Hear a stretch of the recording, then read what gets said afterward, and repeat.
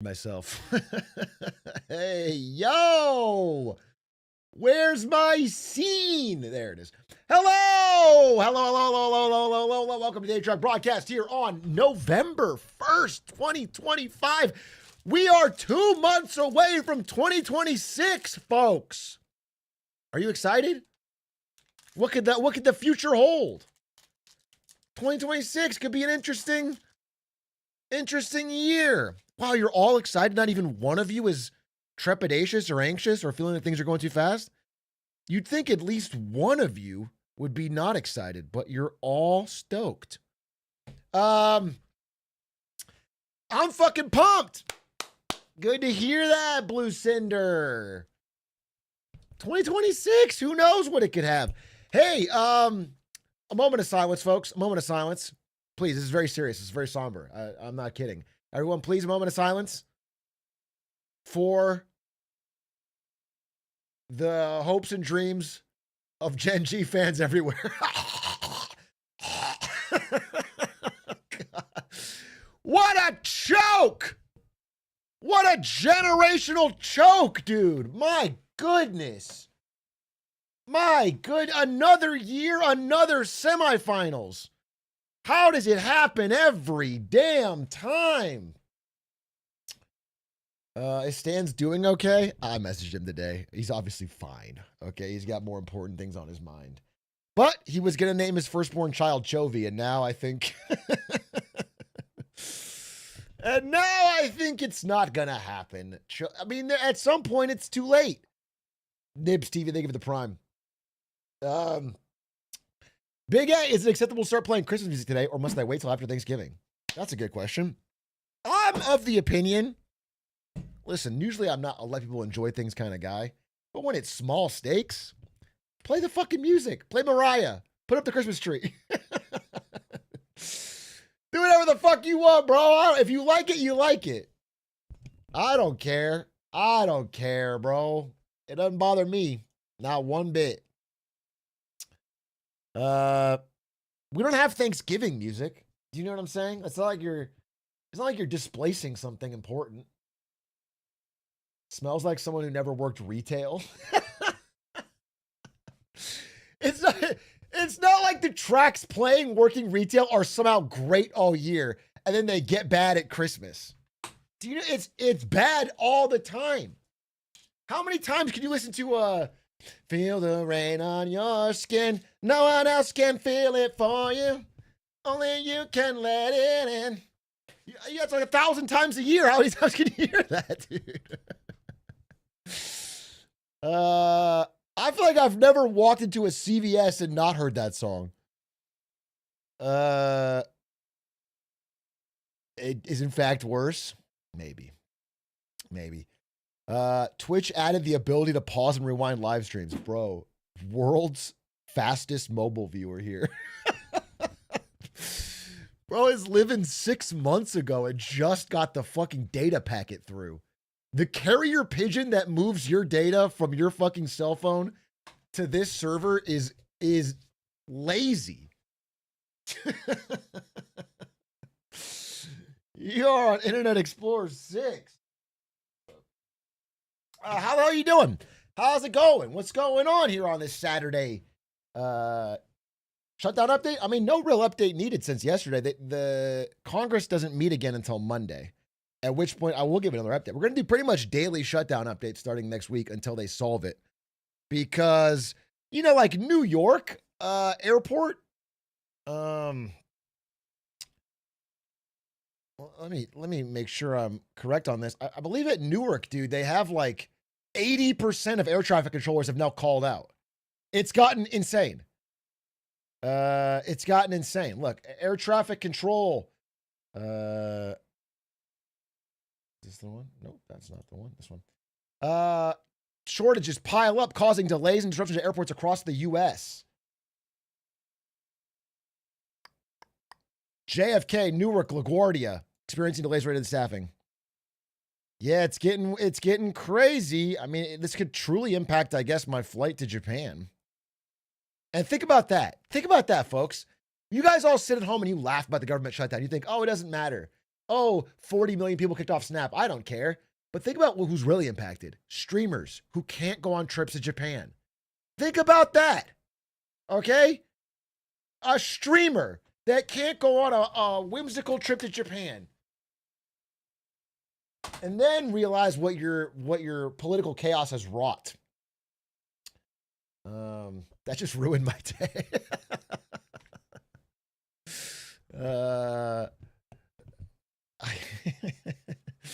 Secondhand flatulence. Think of the 12 months. What is secondhand flatulence? What does that mean? I don't understand that. Did Doug make it? Yeah, he left. He left earlier. He left this past week.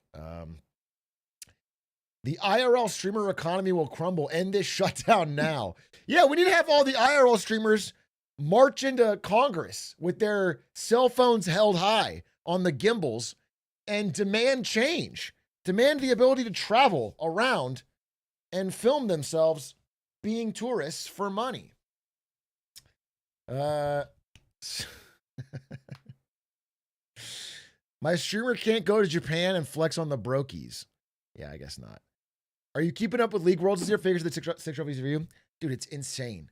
You seen the video, the photo of, it's like, someone's got to find this for me. Please. Librarian.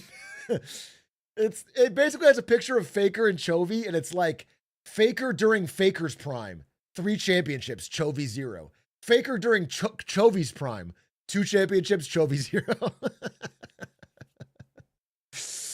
He might get 3. Can you imagine if Faker gets another 3 during Chovy's prime?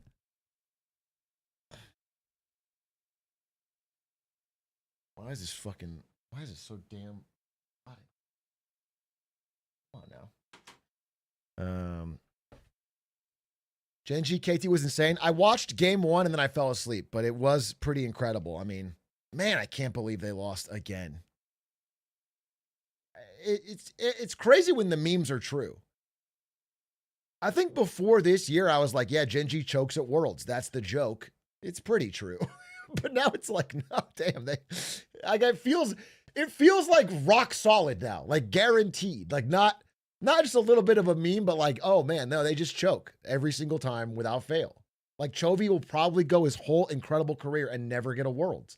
That's crazy. That has happened in other sports, right? But I'm not actually as familiar with sports as I pretend to be. I guess, I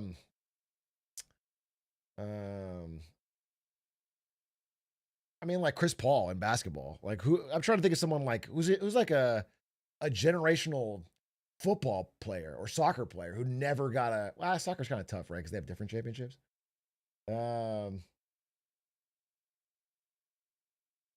Hikaru is kind of a good example, huh? He's like so insanely good at chess, but he's always been in Magnus's shadow. That's a little different though, because I'm thinking about someone who was like probably the best player in the world and never got a championship. Like Chovy's probably the best player in the world. He probably, like pound for pound, is the best player in the world, but he never.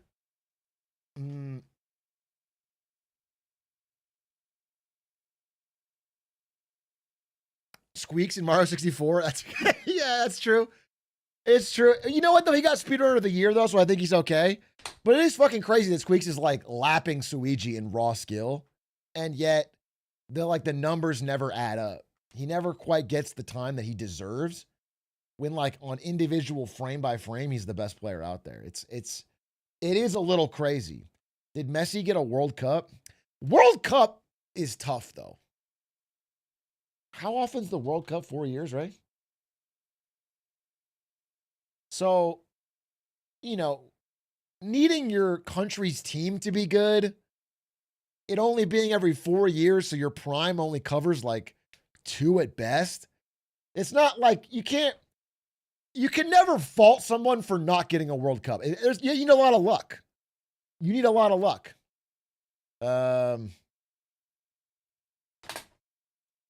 He literally won the last one. Yeah, I'm not even saying, no, I'm not saying that I'm not talking about Messi. I'm talking about anyone. I'm talking about, like, if you were the best soccer player in the world and you didn't get a World Cup, I wouldn't hold that against you.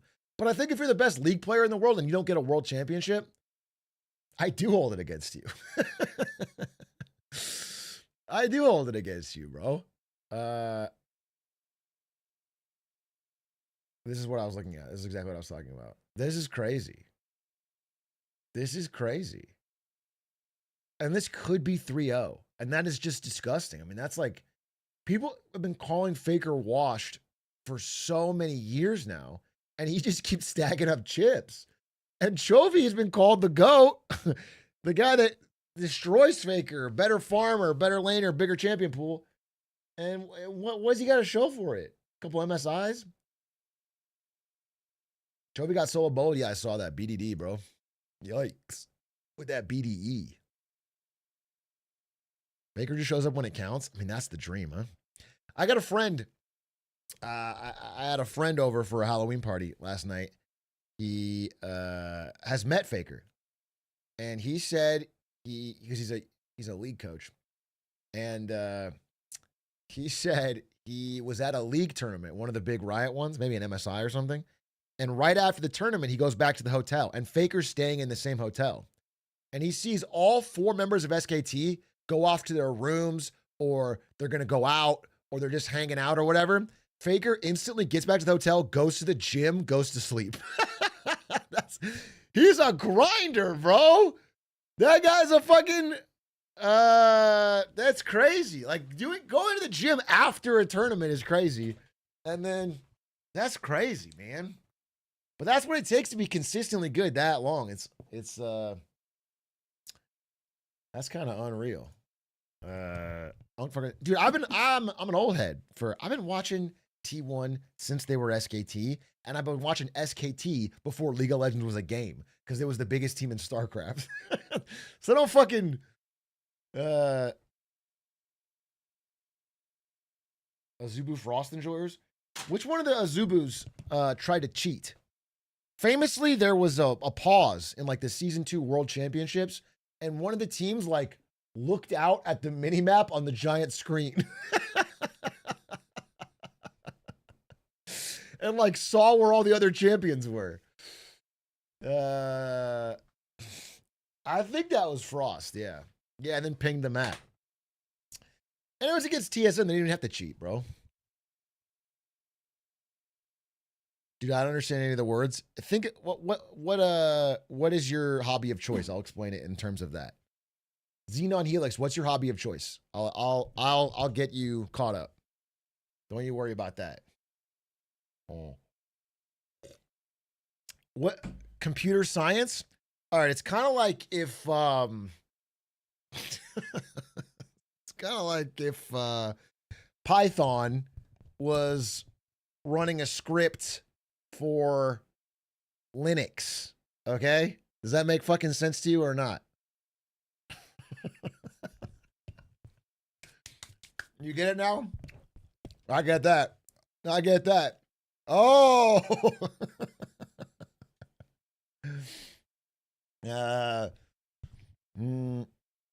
Did it hurt yourself to put yourself in the mind of a software engineer? I just felt broker.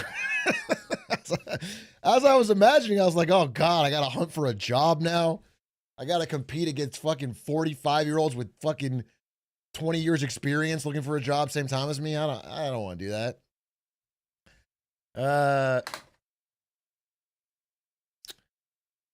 Thoughts on the NBA right now? Bro, I'm loving it. Other than the fact that the whole thing's corrupt.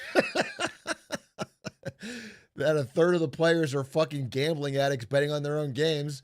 That the commissioners are fucking degenerate. But outside of that, Austin Reeves is fucking killing it. Aiton's picking it up. Luka's incredible. 40 bomb every game. Of course we're having a good time.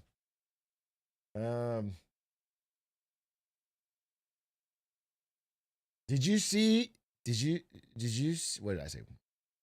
Did you see the Cluely rebrand? Thoughts on them pivoting from the whole cheating thing? I mean, they don't even have a real product yet. It's kind of like, we watched that MKBHD video the other day. All these fucking AI startup products, they spend more time on marketing. And as a marketer, I'm shocked that I'm saying this, but they spend too much time on marketing and not enough on making a fucking product somebody wants to use. Start with that and then market it. It's so much easier to market when you got something. It's all just tech demos and horse shit, dude.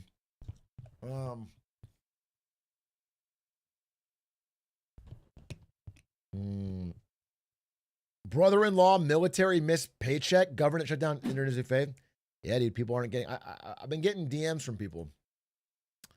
People have been telling me. There was a guy DM me. He worked at the IRS, said it's fucking crazy. There was someone that DM me. Where did they work? From the state of California. I'm looking at the paragraph. I'm not gonna leak this person. They're just describing their job and saying how much it sucks. This is more of a therapy session. I'm reading their DM. They're just describing how much they hate their fucking. It's actually Gavin Newsom. It's Gavin Newsom. He's just talking about how much he hates it. For a second, I was considering a government job because it'd be more stable. I mean, it probably is. High key. Once this shutdown is over, knock on wood, it doesn't, they do get back pay and generally is stabler. But I don't know. I don't know, man. Stop saying the J word. All right, well, we'll talk about jobs today. Or unless we're talking about Steve and his cure for cancer. I'm going to be doing a couple things today. I want to do the Guess the Voter game. I think it looks really fun. I want to play Road to Empress. I don't know how far we are in. Anyone have a clue for me? Like percentage-wise, how far am I in Road to Empress? Could I beat it today in like an hour and a half, 2 hours? No shot? Wow, it's a fucking big game, huh? That's crazy. How hard could it become Empress in China? I feel like I could do it right now. And then I was gonna do GSS. I was gonna watch some interesting videos. That was my plan for today. I don't know. I do want to vibe with this. I also want to talk about.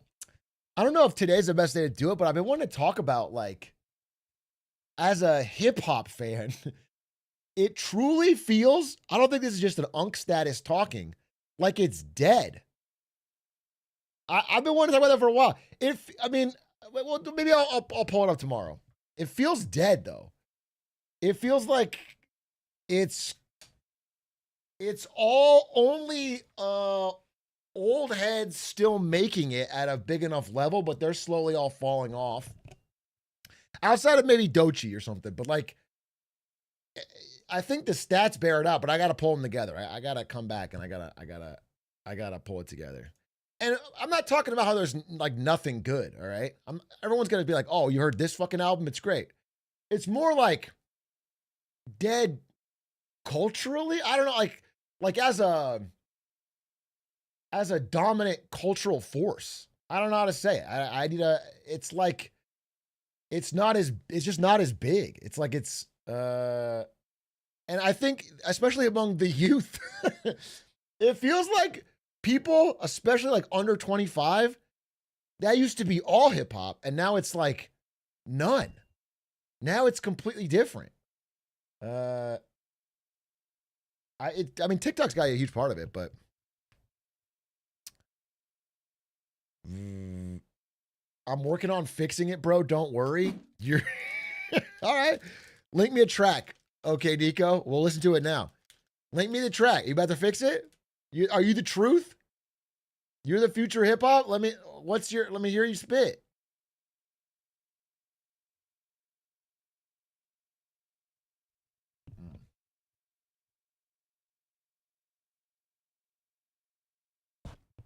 I can't put you on. You're gonna fix hip hop, but you can't put me on? Interesting. I'm interested in that. That's crazy. That's fucking crazy. I listened to Katie's song and I've done that. Katie's doing rap? No. I said we need less old heads. And you said we got KD. That doesn't, you have not convinced me, bro. Are you gonna watch the new PewDiePie video? Dude, I heard it's like technical. I don't want to watch PewDiePie like install modded GPUs and fucking install. I don't. I'm not interested in some nerd shit. I mean, good for him. I respect PewDiePie. He's doing what he loves. He's like living life. He's got passions and hobbies. It's cool. He becomes the next Sam Altman. Oh shit! I didn't want to watch that. Wait. Where?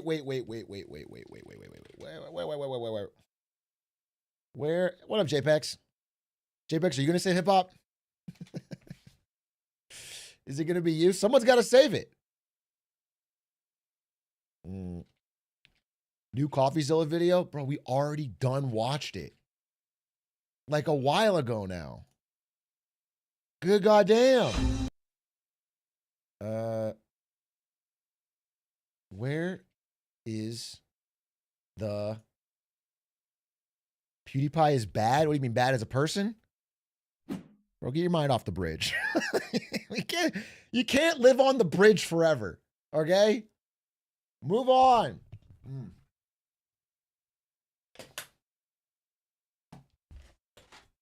Let the man live. It's hot.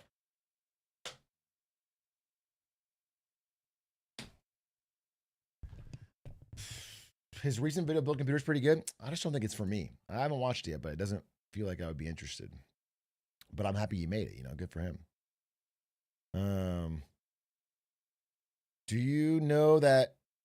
Wait, what? Do you know that Polymarket is heavily betting Gemini as being the best AI model? These those AI model bets on Polymarket and Kalshi are all based on these benchmarks that are pretty easily gamed. So I don't know. I mean, maybe it is, but you know, my understanding is that the benchmarks are becoming less and less relevant because they get better and better at gaming them. So a model will come out that's like overfitted to the benchmark, but it doesn't actually, in terms of actual use case, it's not an improvement. Did you see Chovy choke yesterday? We talked about it. Yeah, it's unfortunate. T1 beat 0 Eastern teams in Swiss and has to beat LPL number 3 and LCK number 3 to win Worlds. Holy fucking frauds. Door can't gifted the easiest road ever because he's on T1 now. This is generational hate. This is a brain twisting amount of hate. They just beat the teams in front of them in a bracket until they get there. They're going to have to beat TES to get to the finals, and they beat AL. You're ignoring that. AL's a really good team. That was insane. Insane slander, bro. Insane slander. They almost lost to AL. Yeah, it was a fucking classic. How can anyone hate on a generational classic series?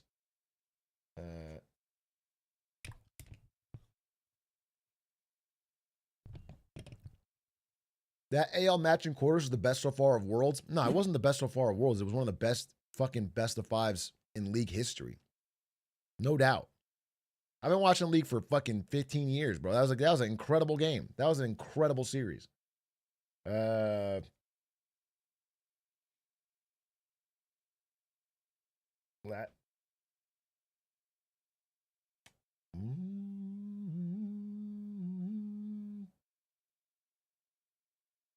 I was hooked all game. Yeah, it was gripping, as J. Cole would say. I think he wrote that song about watching T1. It was gripping. Bro, I got too much candy from the Halloween shit. I got Sour Patch Kids all over the damn house. It's bad for me.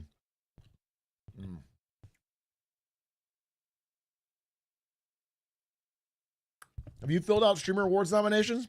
I was thinking about it, but man, do I even know enough streamers anymore? Streamer Awards nominations. Remember that guy Ludwig? Is he still stream? I could. Who the fuck else could I nominate? Like best, the first question is best music streamer. I can't think of a single music streamer. And that's no disrespect. Like I said, bro, this is honestly how I felt. I felt like the vibes on Twitch, for me, have been bad. Not in my stream, but I just felt like I don't browse Twitch like I used to. I'll stream on Twitch, but I watch more YouTube. I don't like open the Twitch homepage and like click around, and I just don't do it as much anymore. Straight up, but that could just be unk shit. I don't know, but it just feels like the vibes are different.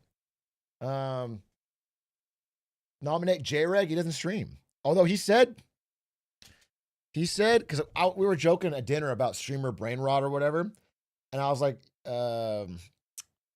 was talking about content ideas, and like the idea would be he does 30 days of streaming 8 hours a day. Just to see if it fucks his brain up, you know, to see what.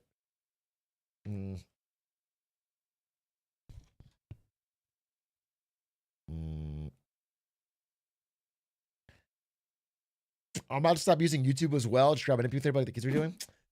I mean, I think YouTube's great. I know it's I'm captured by the fact that I am a YouTuber basically, but I think YouTube's great. I think YouTube's really good.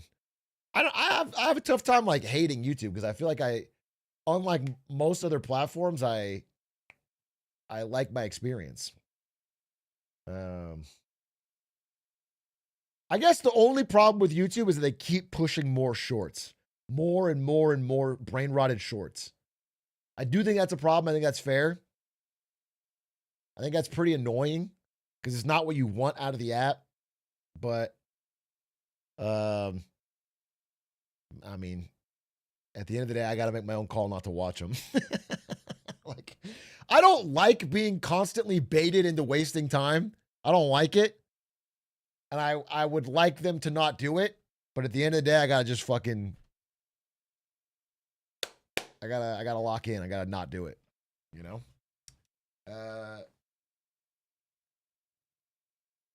But I 100% think watching YouTube on TV, and I never, like, this happened so quickly. This happened in the last, like, year and a half.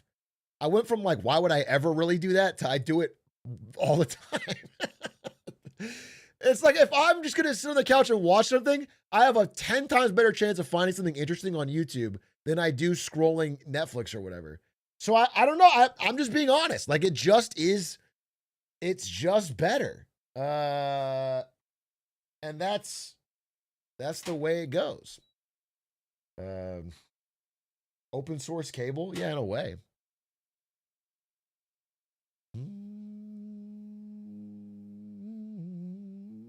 Have you seen the newest series of Star Wars Visions? I never even heard of that. I'm so out of Star Wars after Andor. Andor may be my big final send-off for Star Wars. Although I'm a bit of a millennial slop-consuming pig. I oink at the trough every now and then. If they made the right Star Wars movie, I'd come back, no problem.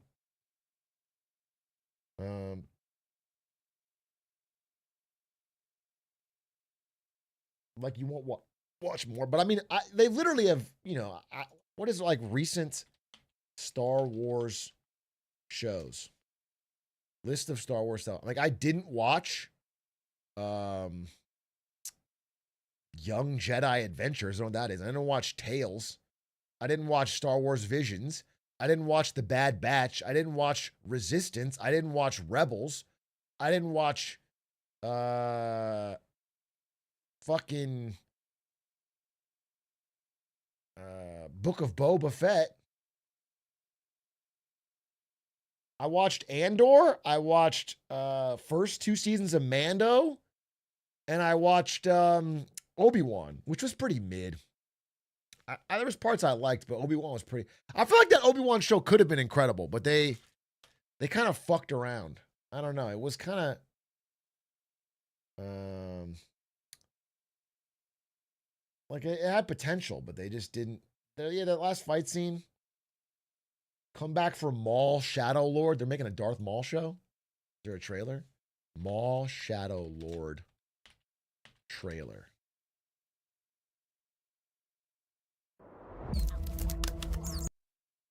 Dude, I clicked this. You can never know if this is just fucking AI generated, right?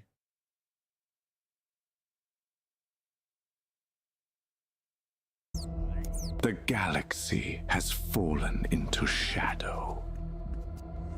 But from the ashes, Is this I AI or just stolen rise. clips?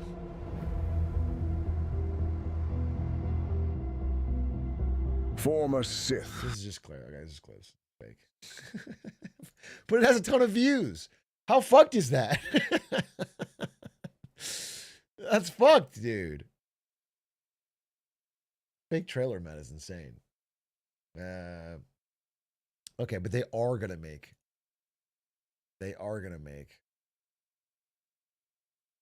Yeah, dude, I'm looking down this list too. Best role-playing streamer, I don't know. Best MOBA streamer, I mean, Cage Roll.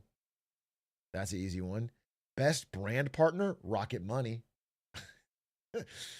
Hidden Gem Award, I mean, Hidden Gem Award. Growing streamer, averaging under 200 views.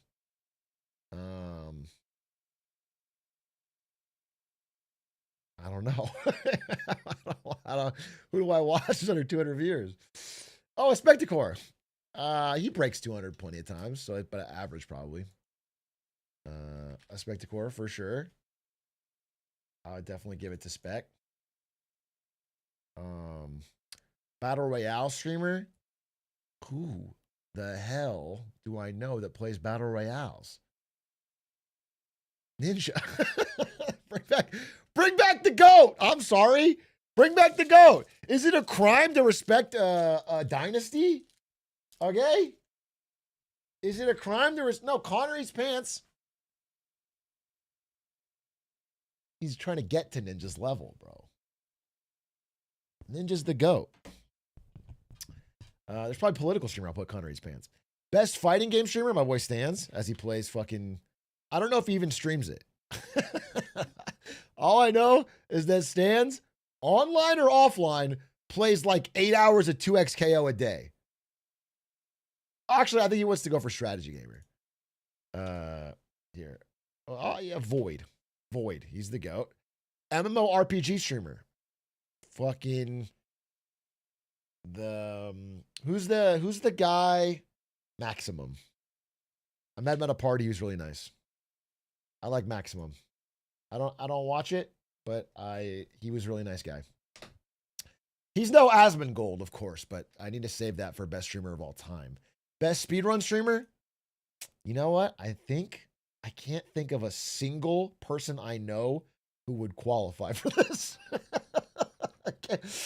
I'm sorry. I'm just thinking, and I cannot think of a single streamer who speedruns.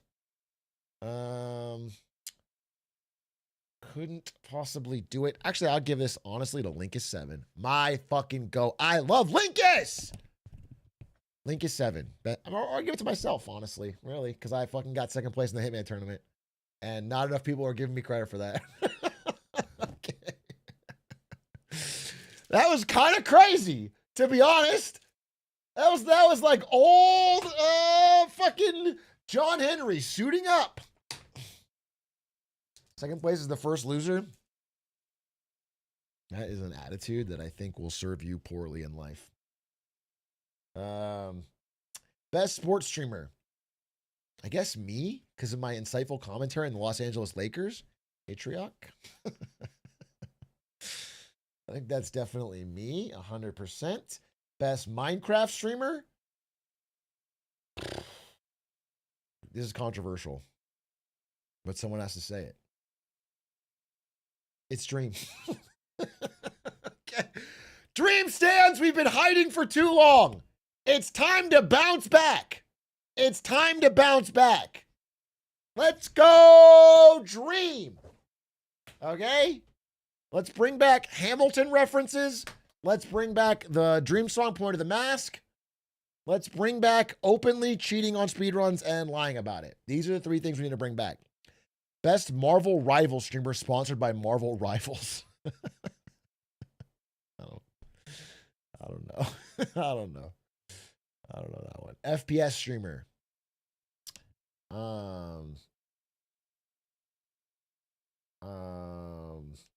Who plays FPS? I'm picking Shroud. Dude, I'm picking Ninja and Shroud. It's like I'm fucking, just came out of a coma from 2020 or something. What am I doing? I can't pick Ninja and Shroud. I gotta pick somebody new, dude. I gotta seem like I'm hip. Oni Pixel? All right. He shouted out Big A. There. That's the GOAT right there. Best strategy game streamer. Picking my boy. Oh, this is tough, actually. I'm picking Stans because I want Stans to win it. But I would also pick Hera. I feel like they didn't even include. It's almost because this is like not the type of game. Strategy game is pretty broad. There really should be like a real time strategy or like a competitive or something. There should be best esports streamer, and I would give that to Hera. Because strategy is like what Stans does, but I think Artosis, if you guys don't know Artosis, I love Artosis. I love Tasteless. I think those guys are some of the goats of esports, the greatest casters ever. Artosis' stream is true dog shit. I need to say this in my chest. As someone who's a big fan of Artosis, that's one of the worst streams I've ever watched. It's absolute awful. Rancid. It's rancid, dude. It's like the scraping the bottom of a dumpster. I know you got to do what you got to do. I get it. You got a family, you got kids. I got no problem with it. I respect Artosis. I always will. But that stream is not for me. I've tried so many times. To watch it. It's awful, dude. It's awful. It's just all the fucking TTS. It's constantly TTS trying to say the fucking most vile shit to distract him from playing StarCraft. And then, he's played StarCraft for 30 years and he still rages. That part I can get behind. But like, it's just him raging TTS. But you listen to him on his own YouTube channel. I like Artosis' YouTube. Artosis YouTube. His YouTube, he doesn't use any clips from stream because they're useless. He couldn't find anything. But he will find replays. Hey guys, welcome back. Of like great StarCraft games and just cast them. They're great. I really enjoy this. But then you turn into his stream and it's not this. It's like fucking, it's just him rage queuing while the TTS says like, I don't know. And then I had sex with my mother. It's like, it's terrible. It's terrible, bro. He's a man who does it all. StarCraft remake cast like it's 2008. Nothing wrong with that, bro. Nothing wrong with that. Nothing wrong with StarCraft replay cast like it's 2008. I'm sure a lot of you guys have content that you grew up on earlier YouTube that you wish would make a comeback. Can't think of examples. Maybe you want to watch fucking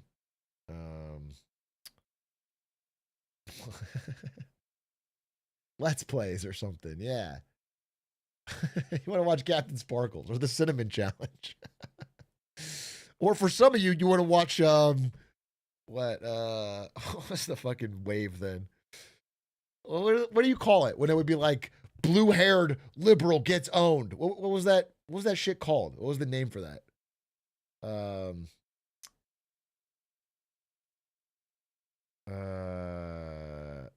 Anti-SJW stuff, yeah.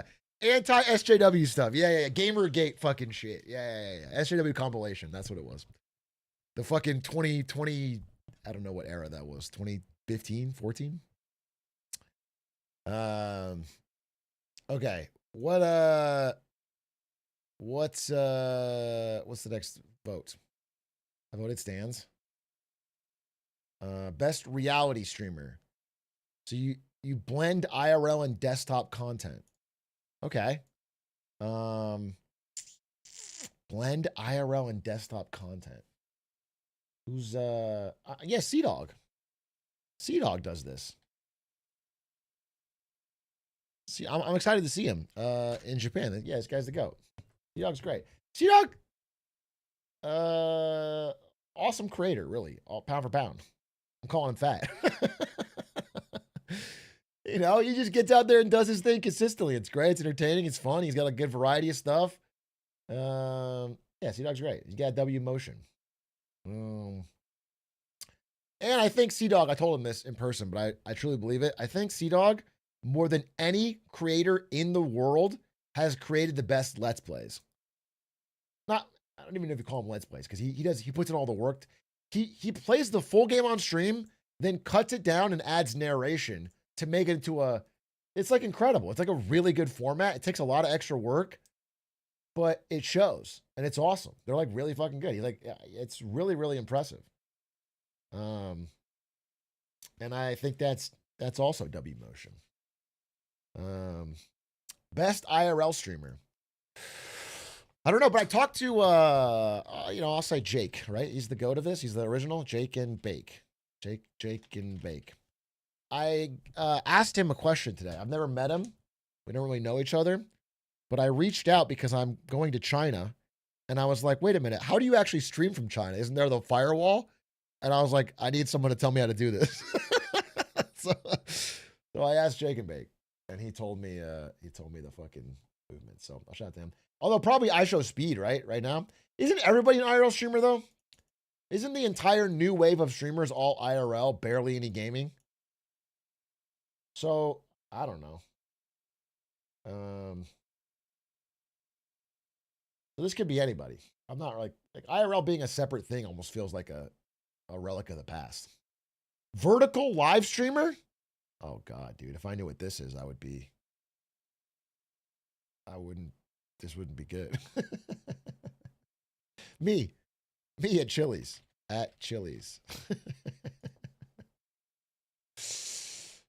Stream game of the year. The most entertaining, novel, collaborative, fun game to watch on stream during the past year. Peak. It is Peak. And Peak was Peak.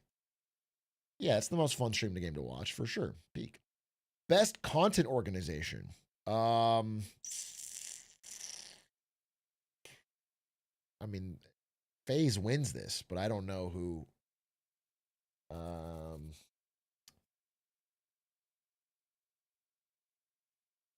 Los Ratones. They did I didn't really watch too much of it, but they did have a good run, right?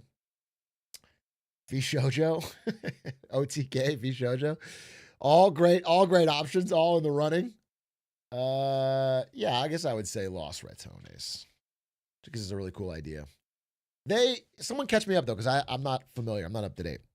They were competing, and then they got so serious they had to drop some players because they didn't want to commit to the full hours. Is that what happened? Like they're playing official next year? They didn't drop anyone? Okay. They just left. Oh, he didn't even drop? He did a bait vid? But okay, so real question though, is he going to be able to keep it up? Because here's a story I heard that's real. This happened in North America with like the Double Lift team, Near Airport. There was the NA team called Near Airport with Double Lift, and they started playing, and the second they had to actually start practicing again, like regularly, they all quit. Like that I heard is real. They did not want to do it. They were like, no, that's fucking so it wouldn't surprise me if it happened somewhere else, but I guess Baus wants to play. Okay. Best international streamer.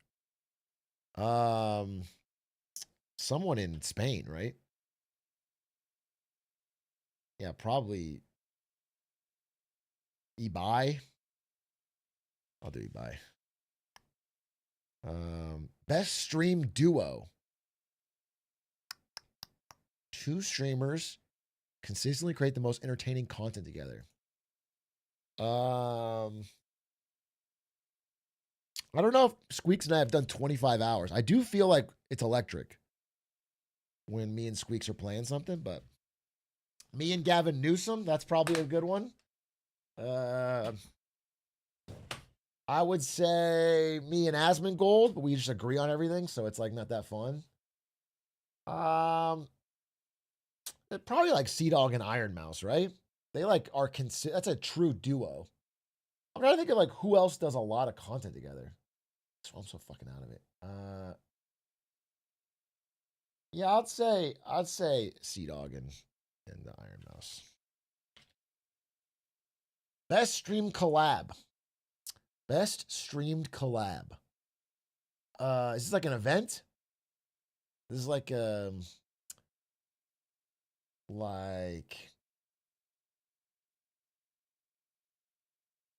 Atrioc and Lena Khan. I think the Wubby comedy show is the funniest thing I've seen this year that was a collab. But I don't even know if that was streamed. But that's what I would vote for. I think that Wubby comedy show. That made me cry laughing. That was so funny. It wasn't streamed. All right, well then I'll do like Connery. I'll do Fortnite Friday. Fortnite Friday, a limited time collaboration with. I think Fortnite Friday was incredible. Best marathon stream. Everyone's doing marathons now. I don't know. I don't fucking know. There's a zillion. I think speed in China. In China, that was pretty sick. Speed in China was pretty sick. Best streamed event. Fast 52. That was awesome. That was really fun. Best stream series. Oh, this is Fortnite Friday. I see. Okay, this is Fortnite Friday. Fortnite Friday. And then this I'll give to I don't know. Fucking the streamer awards.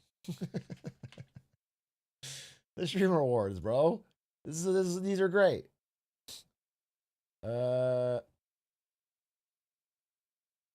Best VTuber.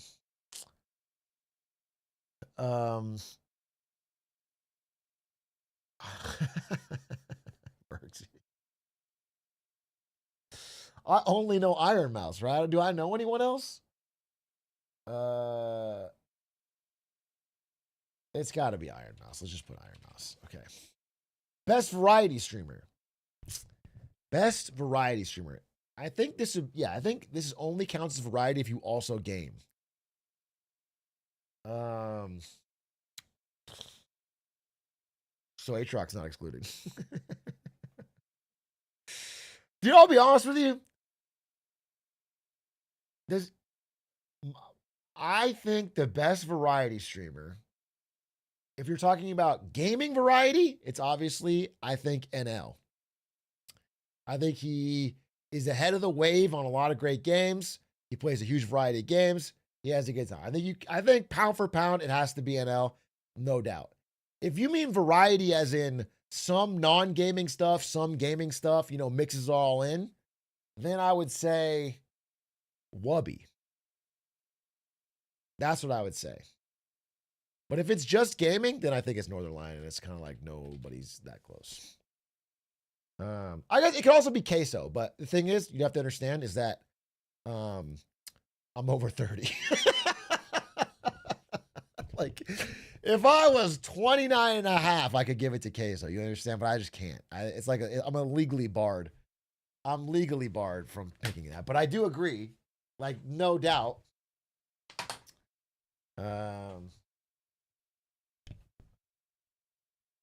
But I'll give it to Northern Lion. And my number 2 would be Squeaks in this situation. I think Squeaks is also a great variety streamer. I'll never say it to his face. But of course, Squeaks is incredible. It's a 1A, 1B for me. But I think NL's. And NL's been doing it for a long time, but it never feels to me. I'm not obsessive watcher, but it doesn't feel stale to me. I click on a new NL video, I'm always laughing. So, I think that's really impressive. That's really cool. Best just chatting streamer. Best just chatting streamer. Best just chatting streamer. Big A right here. 95% just chatting. Wubby, right?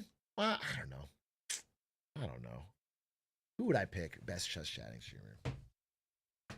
Here's the fucking truth. I'm gonna say it.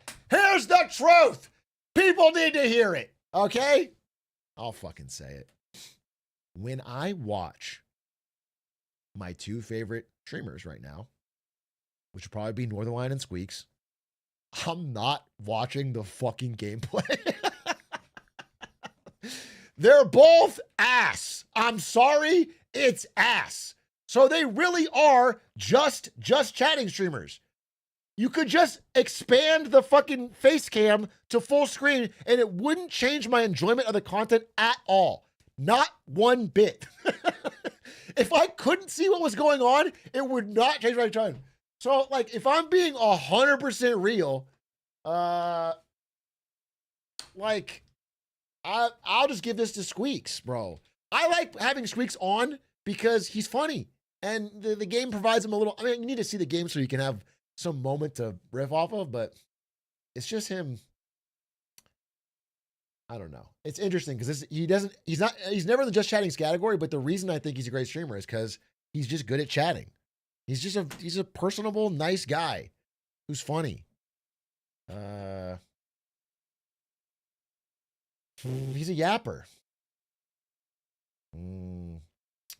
Rising Star Award. Streamer who began the year with under 1,000 average viewers and has shown rapid growth and huge potential for the future.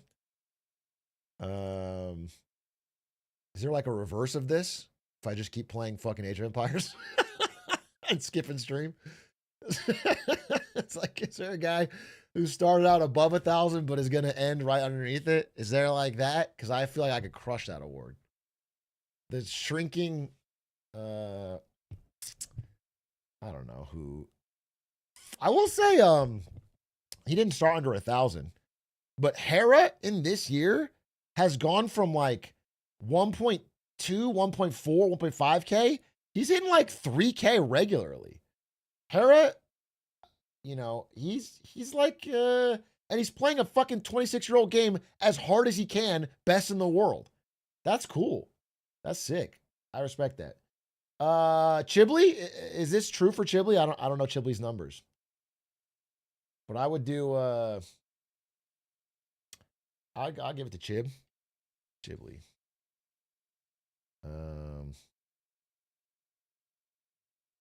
Breast Wake Wilder. The only thing I know about Wake Wilder is that he's ripped. He's like shredded. Which I need help for that for my goal next year. Maybe I'll send him a DM or something. I would like to get. I'm not going to get that shredded, but I'm not kidding. I think about it every day now. I know I've been talking about it on stream.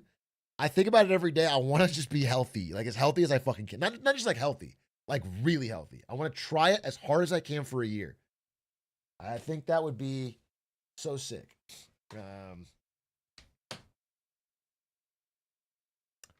Bro, just start today. I sort of did. I did pull-ups, push-ups, basketball, like a jog. Wasn't really a run, but it was like a 2-mile jog. I did a good amount today. But I also ate like, I'm not kidding, like 14 little bags of Sour Patch Kids. So it didn't, you know, it's not, I'm not all in yet. I'm not all in yet, but I want to be all in next year.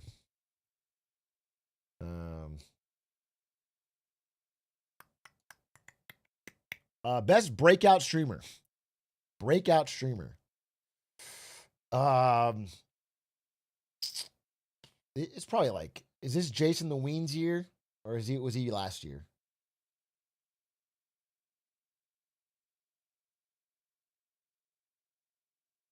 He was last year? Jason was last year? Justin Bieber. Give it to Biebs. Every clip I see of Justin Bieber is just him like in a gigantic warehouse talking depressed. What's going on with Bieber, bro? I thought he was living large. I didn't. Oh.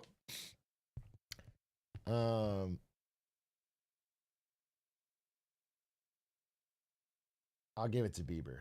Okay. League of Their Own. Streamer who creates truly one-of-a-kind content, pioneering a niche or category that no one else does. Bro, I straight up, no one would agree with this, but I would give it to Hera. I actually don't think there's another person like Hera on the platform. The answer is probably Doug. I'll give it to Doug Doug too. Doug's great. Let's do Doug Doug. Nobody's doing what Doug does. Oh, Doug already got it? Oh, then never mind then.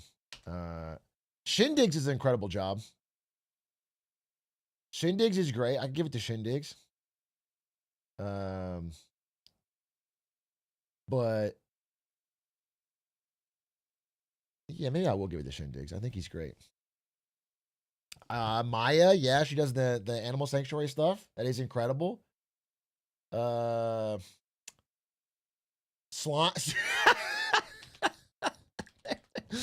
Let me tell you something. There's a lot of League of Legends creators on Twitch, but there ain't nobody putting in the hours at 1,000+ viewers playing in silver. Nobody else doing that. Shirt on their head, talking shit to chat, talking shit to their team, angry, crash out, fucking losing record every day. Slime IRL, dude. Honestly, on God. There's nobody like that. The Sapphire Award, recognizing the best female or marginalized gender streamer of 2025. This award goes to a streamer who shines against the odd in the male-dominated industry and is entertaining at the highest level in the past year.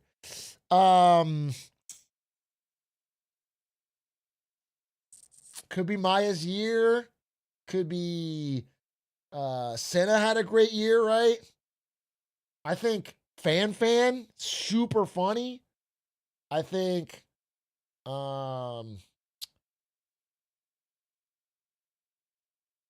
Foosley's really funny.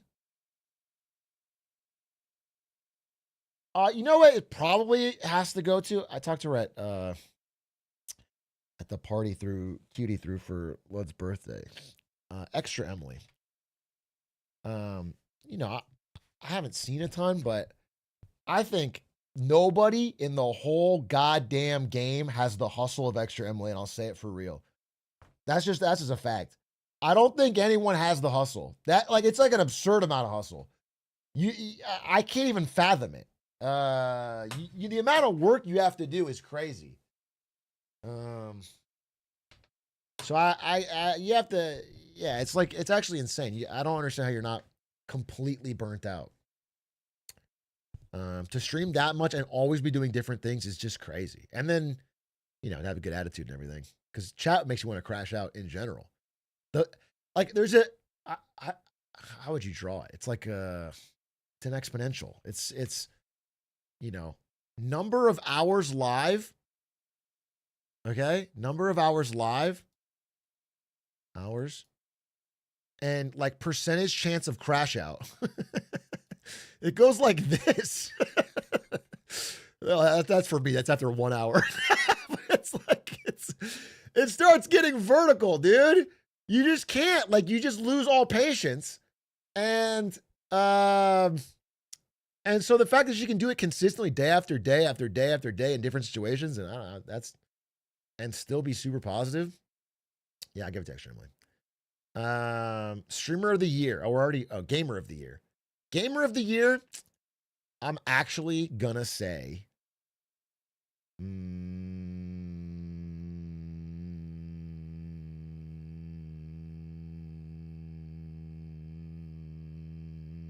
I already voted Squeaks, right? For something else.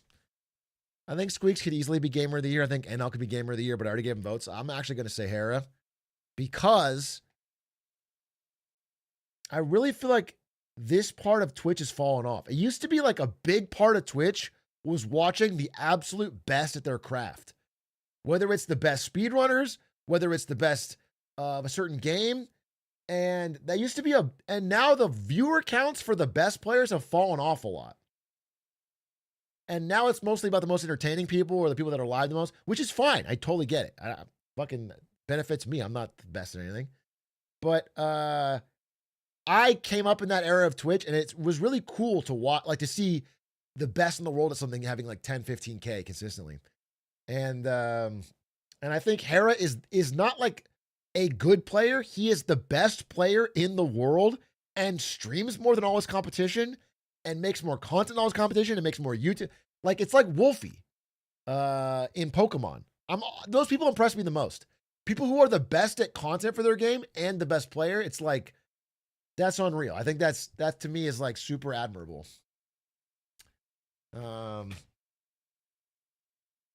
So I shout out Hera. Streamer of the year, overall streamer of the year. I think this has to go to Big A. I think it has to go to Big A. Speed. Asmongold. It's got to go to Asmongold, bro. It's just nobody else it could go to but Asmongold. Aiden Ross maybe is the who's my streamer of the year? I don't even know. That's what I'm saying. I feel like this is like the least I've watched Twitch in a year. Since 2014. And I'm actually not joking. That's nearly 10 years. I literally think this is the least I've watched Twitch in a year. Oh, my honest answer is Cadril. I got to pick somebody big. Cadril. Yeah. I watched a ton of Cadril this year. I feel like he's so good at what he does. I think Cadril's the best streamer of the year. Speed. You guys, I could say Speed, but I don't watch Speed, so it would be disingenuous. But I watch a lot of Cadril. I just sent Cadril a DM the other day. I said this. After that last TL series, I just said, bro, generational cast last night, that shit was electric. Because I just thought it was. I literally, I think that's a good habit to have, by the way. Just compliment people. If they do something cool, if you like it, just don't hide it. Don't bottle it up. Just say it. Nah, you'd say glaze. I think being worried about glazing is a terrible Gen Z habit. You should drop that from your fucking vocabulary. You should glaze more. Glazing is cool. It's good to be nice to people, and it pretty much bounces back. You're putting out good vibes in the world. One of your friends make something cool, say something nice about it. They'll appreciate it. It's good. Anyway, I think I probably watched more Cadril than anyone else this year because I watched every T1 game through him, and I think his casts are awesome.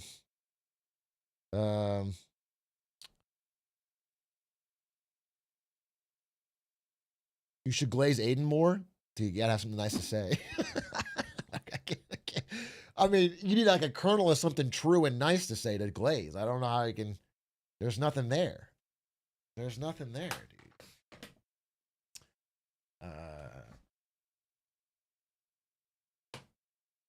No, you know what I'll tell you about Aiden? Well, what's fun? I mean, there's a lot of good things I can say about Aiden. A funny thing recently is that, Aiden might be right about these fucking knives, bro. Aiden took a lot of shit from the internet for his CSGO knife collection, and then he bought the dip, and now it's back up. He might have fucking Warren Buffetted these fucking,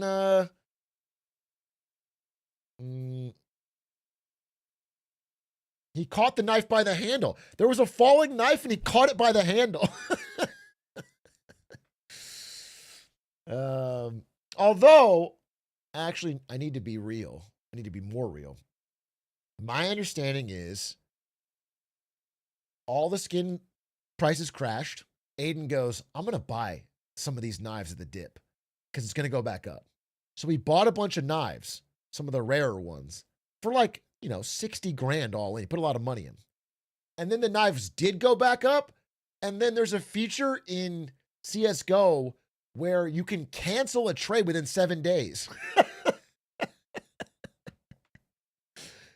And so all the people that sold him the knives just canceled their trade and pulled it back. So he didn't get any money. This is what he was just telling me about this. He was explaining this to me. It's crazy. And what the only punishment is that they get banned from trading for 30 days or something. But what?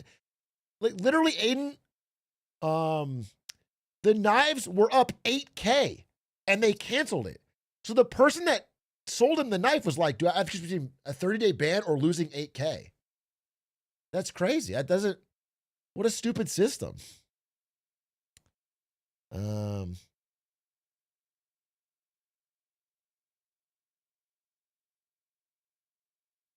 So he lost the money too? No, you get your money back. It's just the trade cancel.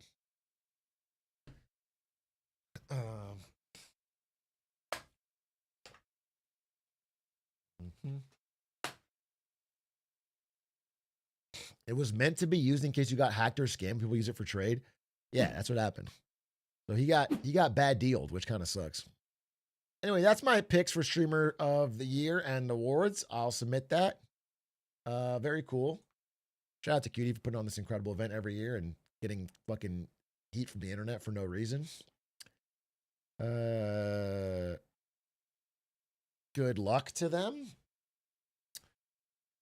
I'm sure that every one of my picks will lose, except for maybe NL. Maybe NL. I'll probably lose to Queso, actually. I don't think anyone's... We watching T1 tonight? I'm thinking about it. I am actually thinking about it. I don't know.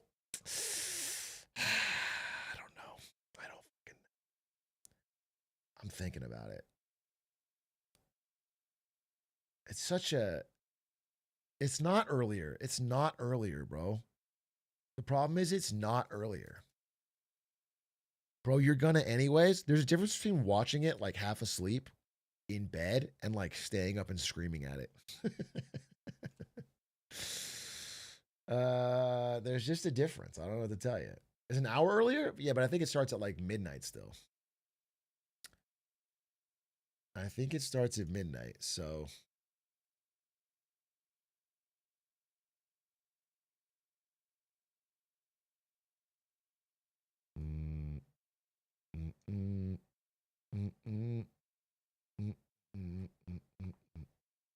If T1 makes the finals, will you sure watch Power 40? Yeah, if they make the finals, I probably will. I'll definitely do a live cast of the finals because that's so fun. If T1 makes the finals, I was gonna go to China, like emergency fly to China for the finals, but I found out it's like near damn impossible for me to get because they're next week. It's near damn impossible for me to get to approval to go to China in a week. You need a visa. It's just not gonna happen. So I just can't do it. What cities are you going to visit in China? I'm going to visit Shenzhen. I want to visit like Shanghai, Shenzhen, Chongqing, Harbin. I don't want to visit Beijing. I heard Beijing is fucking snoozer, boring. No chance, dude. I'm not going to Beijing. Fucking tourist trap ass. Boring. I'm not doing it. Yeah, I'm doing Shanghai.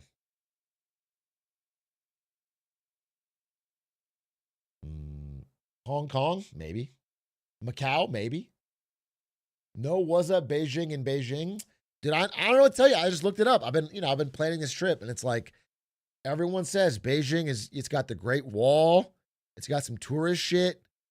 But in general, it's a pretty sterile city. Pretty spread out. Not like a incredible restaurant scene. Like there's nothing special to do.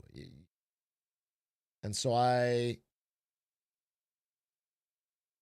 maybe we could stop by through a fucking train track and film a Was Up Beijing. I guess that would be fine, but like it would be not even a full day, hopefully. A train? What's that? I should just get in the car, dude. I should rent a car. I don't feel comfortable with these trains that they have in China. Feels very wishy-washy, dude. You can't trust it. We need more time to figure out this technology is safe. Rent a Chinese EV? Oh, dude, I'm not going to rent one. I'm going to steal one. And I'm saying this on mic right now. I'm going to steal a Chinese EV when I'm in China. I'm going to steal a Chinese EV.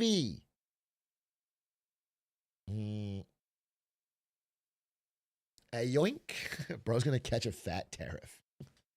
And then I'm going to try to smuggle it back in my carry-on. I can't wait to be watching this clip in China. At the airport. Let's do this. Wait. Where's this quiz, dude? Voter quiz. Is this it? Okay. Here it is. Here it is. Everyone's been talking about this quiz. Beyond the ballot. Understanding the American voter. Can you predict how someone voted based on their age, gender, and race? What if you also knew their stance on key issues? In this quiz, you'll test your political instincts by exploring voter profiles, weighing the clues, and guessing who each person supported in the 2024 presidential election. All right, let's lock the fuck in. Emote only if Yeti's here. I don't want to hear any fucking clues. and I'm going to figure this out. Begin the quiz. All right. Sam, white male 34. I'm a white male who's 34. And I voted for Donald J. I was joking. I thought I would have an option to wait. No, I was joking. That doesn't count as a vote, bro. I didn't even think about it. No, I was just doing a bit. That's not what I would have actually picked. I thought it would have been like a highlight and then you fucking confirm. That's so stupid. He allowed. I would have known this instantly. I would have known this instantly. This does not count against me. This does not count against me. I would have obviously known this guy was a Kamala voter, okay? Antonio, Hispanic, male, 45. All right, give me his views. He opposes the government offering parents vouchers to send their children to private or religious schools or to public school of their choice, okay? He opposes deporting all immigrants who are living in the U.S. illegally back to their home country. He thinks the government should do more to help needy Americans, even if it means going deeper into debt. Based on these views and statistics, he should probably vote Harris based on these views. But I get a weird feeling. I get a weird feeling this guy voted Trump. I get a weird feeling, bro. I'm going to take a gamble.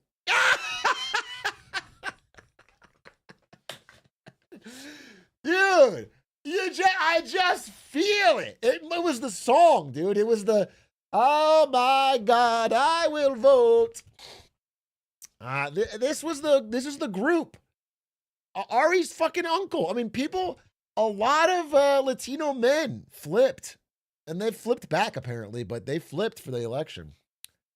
All right, well, Michael, black male, 24. Now, I know the stats here. This is like 80+% Harris. He's a man, so it does flip the odds a little bit, but opposes allowing gay and lesbian. He opposes gay marriage. Okay, that's interesting. Okay. He opposes tougher laws and regulations for the environment. And he thinks too many people are easily offended these days over the language that others use. Oh, interesting. He hates the woke. I don't know. Is it possible he did not vote? Is it possible, Michael, that you didn't vote? Damn, I feel like this is going to sound wild, but I feel like gay marriage has become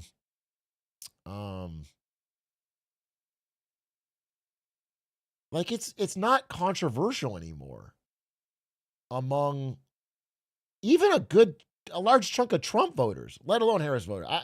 Like that alone feels to me like you got to be pretty in the weeds.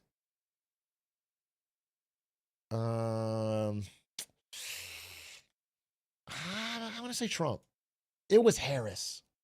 I'm black and it don't matter anyway. They do what they want when it comes to my race in America. We have no voice. You have a mixture of views here. All right. Well, I was wrong. Oh, wow. This is crazy. This is crazy. Samantha, black woman, Harris. Yeah. I just know the numbers. I know the numbers, bro. I'm sorry. I've seen the stats. I don't need to see the views. She could have told me that she fucking wants perma-closed borders. They're flowing in. They're coming in droves from asylums. They're eating the dogs. They're eating the cats. I would have said Harris. Okay? You got to take stats at some point. Sadie, white woman, 25. Favors allowing, she wants gay marriage. She wants stronger environment stuff. Abortion should be legal. Okay, this is easy. Fuck. What the fuck? I thought I was clicking the classic white liberal woman. I thought I was hitting the fucking Sadie. Where are we going with this? Oh, the Atrioc principle. Think about that. America needs a change for the better in our economy. I can't afford to live and I'm tired of financially struggling no matter what we do. Oh, baby! I should have thought of this. I should have fucking thought of this. This game, really important, really fucking important. It's right there. This was the story of the election that people don't talk about enough. This is all that mattered. More than anything. Okay. I mean, it didn't work out, Sadie. I gotta be honest with you. So please reconsider. Sadie, I understand your need for change. I do get it. I understand your anger. Please reconsider. Okay. Monica, Black woman 43.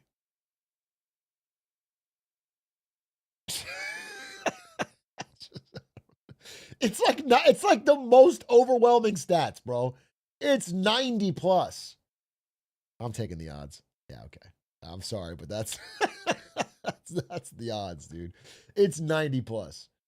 Okay, John, white male 30. John, white male 30. Okay. He opposes making it more difficult to access porn on the internet. Was Trump or Harris anti-porn? That's his number one issue.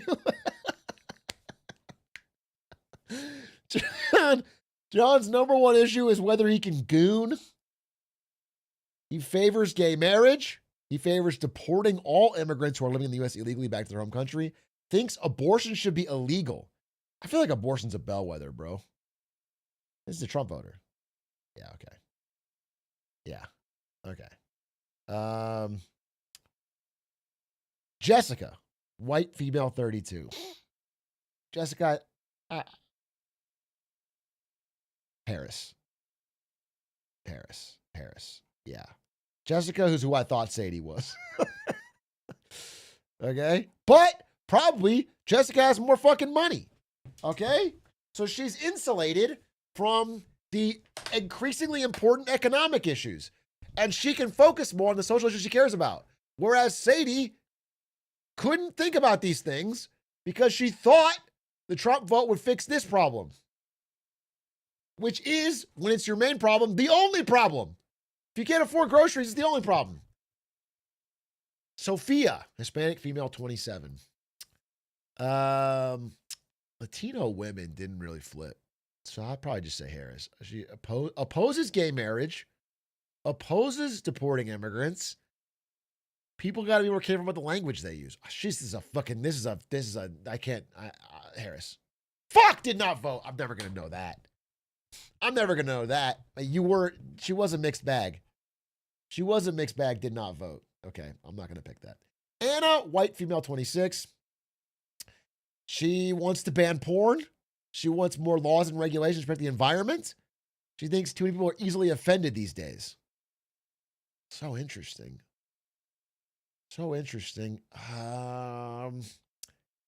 Anna. Trump. Ah, good fucking call, Big A. Good fucking call. Big A. All right, yes. There was a feeling. Okay? I voted for him because I didn't think Kamala should have been included in the race. She wasn't in it from the beginning. She was thrown at the last minute when Biden decided to step down. She wasn't the people's choice from the start. Not a crazy reason, but I find it hard to believe that's your main reason. But sure.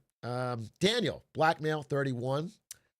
Favors making a lot of the porn stuff. I don't remember this being a big issue of the election, was whether or not one of them was going to ban porn.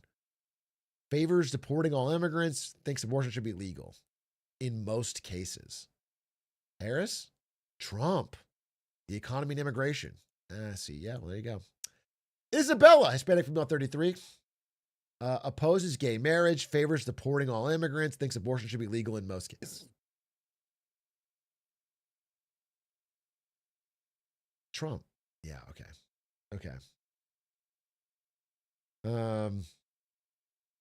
The most important, I gotta pull my nose. The most important reason because the immigrants coming to America getting all the help and others that have been here before never get nothing. Unfortunate viewpoint, Isabella. I really I really don't think that's true. I really don't think if you really looked at the immigrants coming to America that they're getting all the help, that they really feel like they're thriving off of help. But, all right, Sarah, AAPI female, Asian American Pacific Islander, 31. Sarah, she wants to ban porn. She wants this stuff already, this might be, I wonder if my guesses would be better if I didn't even look at these. Like, I honestly think I should just go off of the stats and I'd have a better shot. I think reading up people's viewpoints is fucking me up. I'm reading too into them. They probably filled out these surveys without much thought. Abortion should be legal in all cases. Harris. Fuck you. How am I supposed to know that? James. I'm James. 38. Man. You know what actually would help me?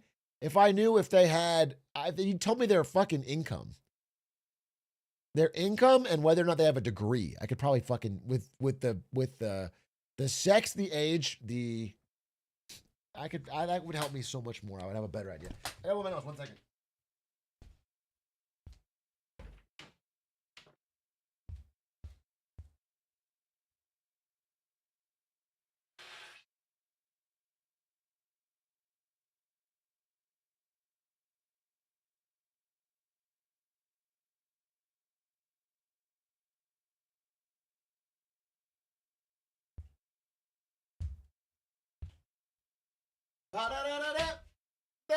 Don't. No. That's not Coke, by the way. It's PJ Sugar. It's PJ Sugar.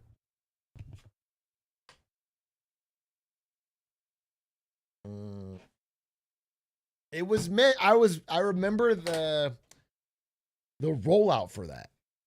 It was like a Twitch initiative to cause more happiness. For people to be less salty to each other and more sweet, to be nicer. We created this whole PJ Sugar email. I had to do like a bit about it on Twitch Weekly. So it's not. Anyway, James, gay marriage. Abortion should be illegal. Ooh, pro-gay marriage, anti-abortion. He could be a did not vote. Nobody represents me. Trump. Yep. Trump. And he was all in on abortion. Yeah, I think abortion is, if that's one of their three, usually tells you. Andrew, white male, 38. With that stash, Trump. That's a Trump voter stash, bro. I didn't have to fucking click the button. That's a Trump voter stash. I got an uncle who looks just like Andrew. That guy votes Trump every day of the week. I don't even see his views. His number one thing is make marijuana legal. And people are too offended. Yeah, this guy's my uncle. All right. Joe, Hispanic male, 33. Against gay marriage. This is just every Hispanic person they put on here is, I guess, religious and doesn't want gay marriage. They didn't add any atheist Hispanic people on here. I got you. Okay. Favors making the use of marijuana legal. Opposes deporting.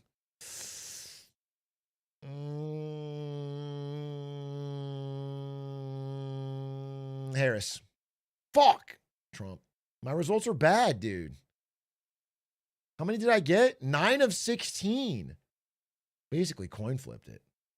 America, you're hard to predict. You can on emote only. If you play again, it's the same people. It's the same people. I think, yeah. I don't remember. I actually don't remember. Did not vote. James, I forgot what you were. I got 12 for 12. All right, wait. On emote only.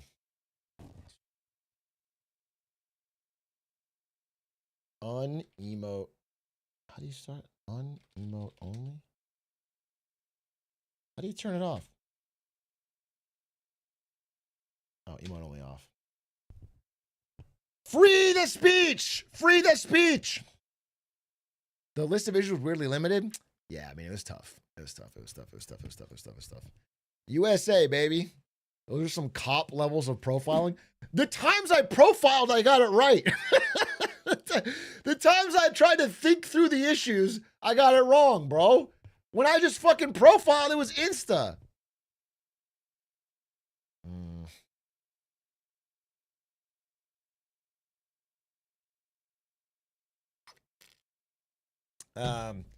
Holy shit! 50 gifties from C8-28929.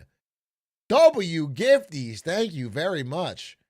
Obviously, that person liked my picks for the American election. Who'd they rather have a beer with? Yeah, exactly. That's what the election should be about. You have a string on your hat? Oh, you're right, I do. Thank you for that call. Thank you for the 50 gigs. I appreciated that. Do you think this is specifically picked, or do you think there's a large portion of voters who don't vote in line with the issues they say they care the most about? Well, I don't know if those were the issues they cared the most about. That was the big question. Like, how do they rank it? If that was their 3 most important issues, then their votes are weird. But if that's like 50, most people have. That's what I said yesterday. I said the people do not fall on a fucking compass the way you think they do. They're scatter plot a lot of different things based on how they feel about certain issues. And then usually it's only a few things that are really salient to them that are the thing they vote on.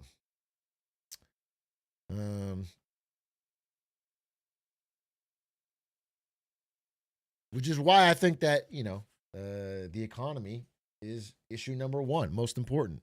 Because everybody cares about their fucking wallet. They care about finding a good job. They care about not spending too much on fucking housing and healthcare and groceries. They care about that shit more than anything. So you can unite a lot. You can get a big group if you focus on that. And apparently, making sure they don't ban porn. It's like another big fucking thing. They care about the price of their CS2 skins. That's why I think we should have quantitative easing for CS2 skins. I think the government should print money to buy Dopplers to keep the market up. I think that's a fucking smart idea.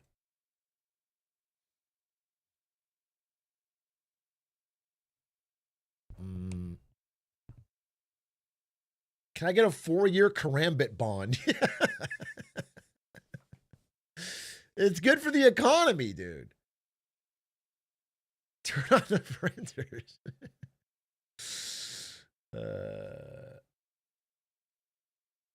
Pulling up chats is done live. Thought it was some of the editors. It's live, baby. And because it's your first time chat, you could pick any topic you want and I'll talk about it. White Castle 39. It is a special privilege awarded to first time chatters. We're all staring. Anything at all that you want me to talk about, I will cover. I have an open invitation to you, White Castle 39. Could be serious, could be not serious, but all you have to do, I didn't know, what a waste. No, you can do it right now. It's not. I'm inviting you to do it right now. You don't have to, you didn't waste it on your first chat message. You can, everyone is waiting for you to pick a topic of any sort. This is a way that I scare away new viewers constantly.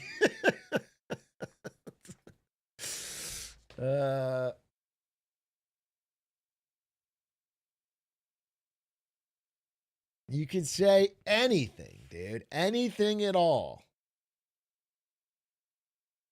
And they responded. What did they say? They always take so long. What you said? Can you talk about Andy Bashir from Kentucky? I mean, you wasted it. I don't know shit about Andy Bashir. I mean, I know he's like generally well liked. He's from Kentucky. In my honest opinion, he's got no fucking shot in like a general.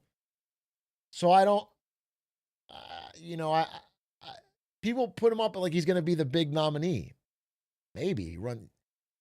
I don't think so. So I'm glad you like him.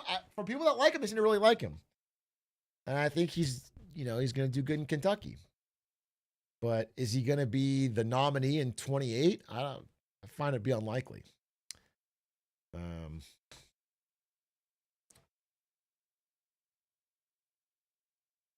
I find it to be unlikely, but he's so loved in his state. I'd rather him than Gruesome Newsom. Yeah, I'm not saying it's about whether or not he's loved. I think you need like a higher public profile. You know what Andy Bashir should do is over the next 2.5 years, he should like cage fight someone. Ted Cruz or something. If he cage fights Ted Cruz, then people would all know about him from that, and then he would probably win. I think that would be. You know what he should do is, this is an unironic marketing thing, is he should have an ice cream cone and he's like eating it, and then JD Vance walks by and he like trips and throws it on him. And then everyone calls it Ice Cream Gate for the next fucking week. And there's like a ton of stories about it. And then there's like posters of like Bashir and his defiant ice cream or whatever.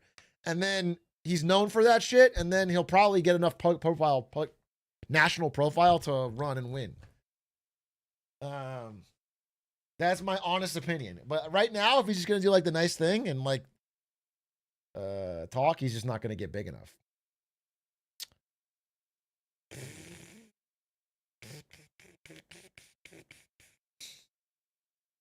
Andy destroys Vance with cold cream. Republicans obliterated. It's like the fucking Midas touch, dude. Please stop fucking watching this shit. I understand, like, I'm not a fan of Trump either, but come on, dude. This is crazy. Trump term collapses as military leaders finally turn on him. Obama brings the House down in powerful Virginia speech. Trump gets catastrophic news. Trump has disaster Saturday and nights for bad news. Trump finally put in his place as Newsom turns the tables. This is all in the past 12 hours. It's just feeding you exactly what you want to hear, bro. This is not correct. It's not like a MAGA Mike literally runs off as he finally cracks. Like, I understand that's appealing to hear if you don't like these guys, but it's not accurate. It's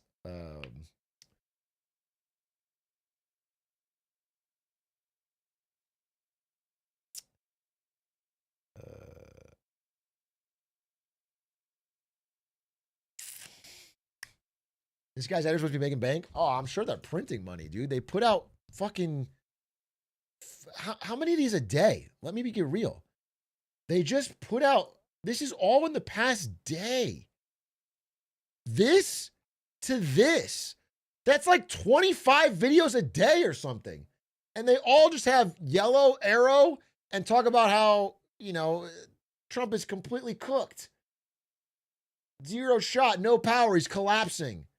So that you can watch them and feel good about how things are going.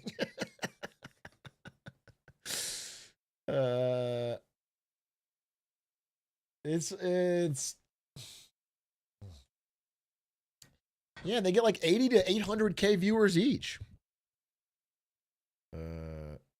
It's like the definition of echo chamber, bro. Why don't you make 20 clips a day? Because Adish is lazy. That's why. Okay, it's finally time to say it. It's time to throw him under the bus, dude. He's lazy. He's fucking lazy, dude. He's like,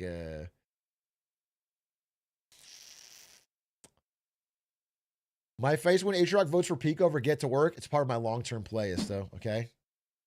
You got to pretend to be not self-interested so that when I later flip it on him.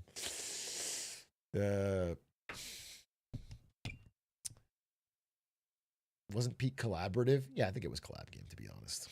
Or like game to watch or whatever. Adish chilling on his mansion veranda while outsourced Korean video editors do the work. I don't know what the truth is, but that's what I'm hearing. I'm just here. Can we verify? I'm hearing these things from all over.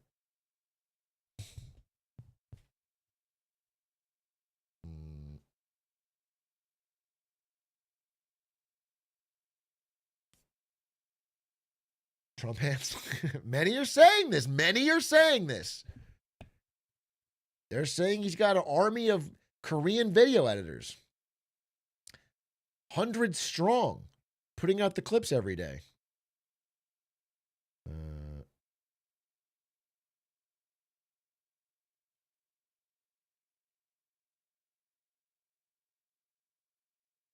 Poly market for Chinese rare export ban. Yeah, I mean this is after the deal, the truce. Trump and Xi met, and we got a 1-year truce, which is I don't know, relatively interesting. Let me see if I can pull this up. Where's the? Does anyone have that?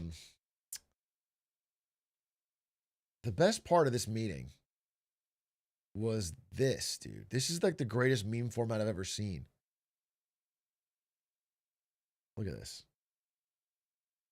Okay. This is Trump and Xi having a meeting. He described it as a 12 out of 10. Trump. He takes this, he holds it up to Xi, brings it closer, and then he's fucking chuckling, dude. Look at their faces. I don't know what he's holding, but this is like the most I've ever seen Xi smile. It's something funny.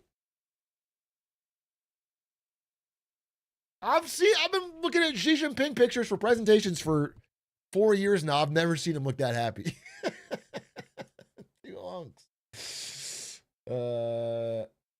According to NL, that's an aura loss. It is a little bit of an aura loss. I like this Xi Jinping that never smiles, but he's been smiling. He's been fucking giggling lately. And then he also made this face when he was at a dinner eating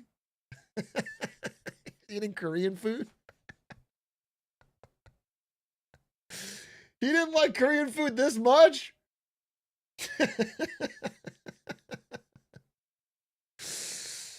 He's getting expressive, dude. What happened to the stone-faced G?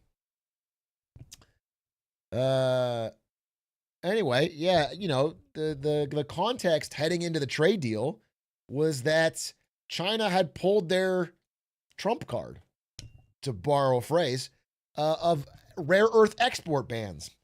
But the rare earth export bans freaked out not just America, but every country in the world simultaneously.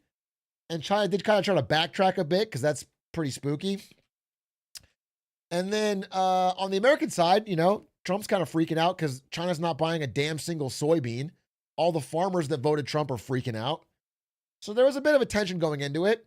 And so they both agreed to just punt it for 1 year.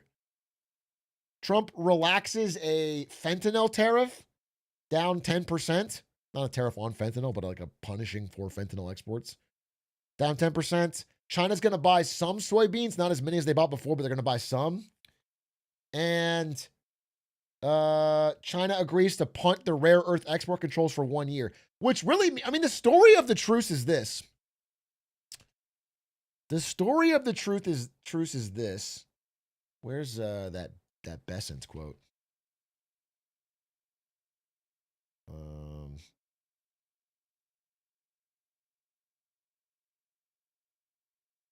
There it is. Okay. So after this meeting, Bessent said this. He said, China made a real mistake by firing shots on rare earths. And he basically said, they're not going to be able to do it again because we have offsetting measures. And that they will not last more than 12, 24 months. So this is actually the big question. This is why it's a punt, okay? China has spent a long, long time setting up this dominance in rare earth metals. And now there is a full speed ahead, government-funded around the world attempt to build their own supply chain. Can they do it in 1 year? I'm skeptical. Will they do it eventually? Yes. But that is the race. So the next time this negotiation comes around it's a lot more serious. But that's this punt is for both sides to try to get an even better negotiating position. China would like to build out their supply chains with other countries to export to other countries. They want to build out their getting off the dollar system, their yuan-backed, gold-backed system. And they want to be more ready for that aspect of the tit for tat. And then the U.S. wants to get more off of the Chinese manufacturing dependency and the rare earth dependency. Both these things are going to happen full speed over the next year. Whoever gets more or less leverage will have more going into the next trade war. So that's the story. The story is the punt. I did like this quote, though. They alerted everyone to the danger. They made a real mistake. It's one thing to put the gun on the table. It's another thing to fire shots in the air. For what it's worth, this is what I said before this quote. I do agree. I do think the rare earth thing from China was, it's helpful because it's such a strong negotiating hand, but the way they played it, because what China did is the same thing as what the U.S. has done for high-end AI chips. But the problem is the high-end AI chip restrictions was, first of all, not necessary for every fucking thing, and also really targeted towards China. So most other countries didn't care. But the rare earth export controlled by China was like, oh shit, we are totally balls in a vice dependent. Whether we're South Korea, whether we're Japan, whether we're Germany, it made every country realize that fuck, we can't make washing machines, electric vehicles, defense, planes. We can't do anything without their approval. And so I think it was like a big, I said this when it first happened, I say it again. I do think it was a mistake to go so hard with the rare earth thing. But that being said, it's one thing to say you're going to build your own supply chain around it, and it's another thing to do it. It's very hard to do. It takes time, effort, money, practice, technique. And it's worth saying, this is another important part, is okay, let's say you're Australia, right? You have rare earth minerals, you have a mining industry, you have government-funded programs from America and Australia to start a rare earth refining factory. You start to do it. And then you're trying to sell the refined rare earths to clients. At that exact time, China undercuts your price. So you can't do it profitably. This has happened. They've run other rare earth companies out of business by undercutting the price. So realistically, this could happen. This could fucking happen. So I don't actually know where, I don't know. The governments have to be willing to backstop losses. I think that's what they have to do. They don't have to undercut the price, it's just naturally cheaper. Yeah, but they will undercut the price, is what I'm saying. They will do it. They have done it and they will do it. Deliberately.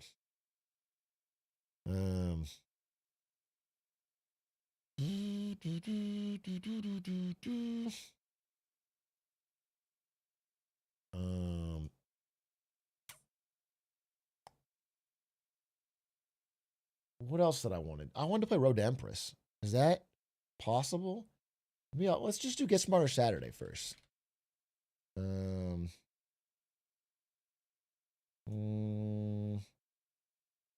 want to watch something interesting.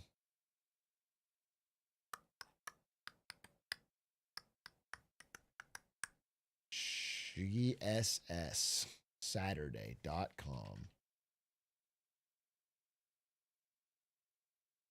GSS Saturday. Ladies and gentlemen, Get Smarter Saturday is here. The rules are quite simple. It can't be too long, can't be too boring. And at the end of it, we have to have learned something. Get Smarter Saturdays. How did the world get so ugly? 2.3 million views. 15 minutes long. I mean, what's weird is It's not like the design. It's like the same thing, but just run down. Not like the design is worse. The greatest worst spy ever? That sounds funny too. The greatest worst spy ever?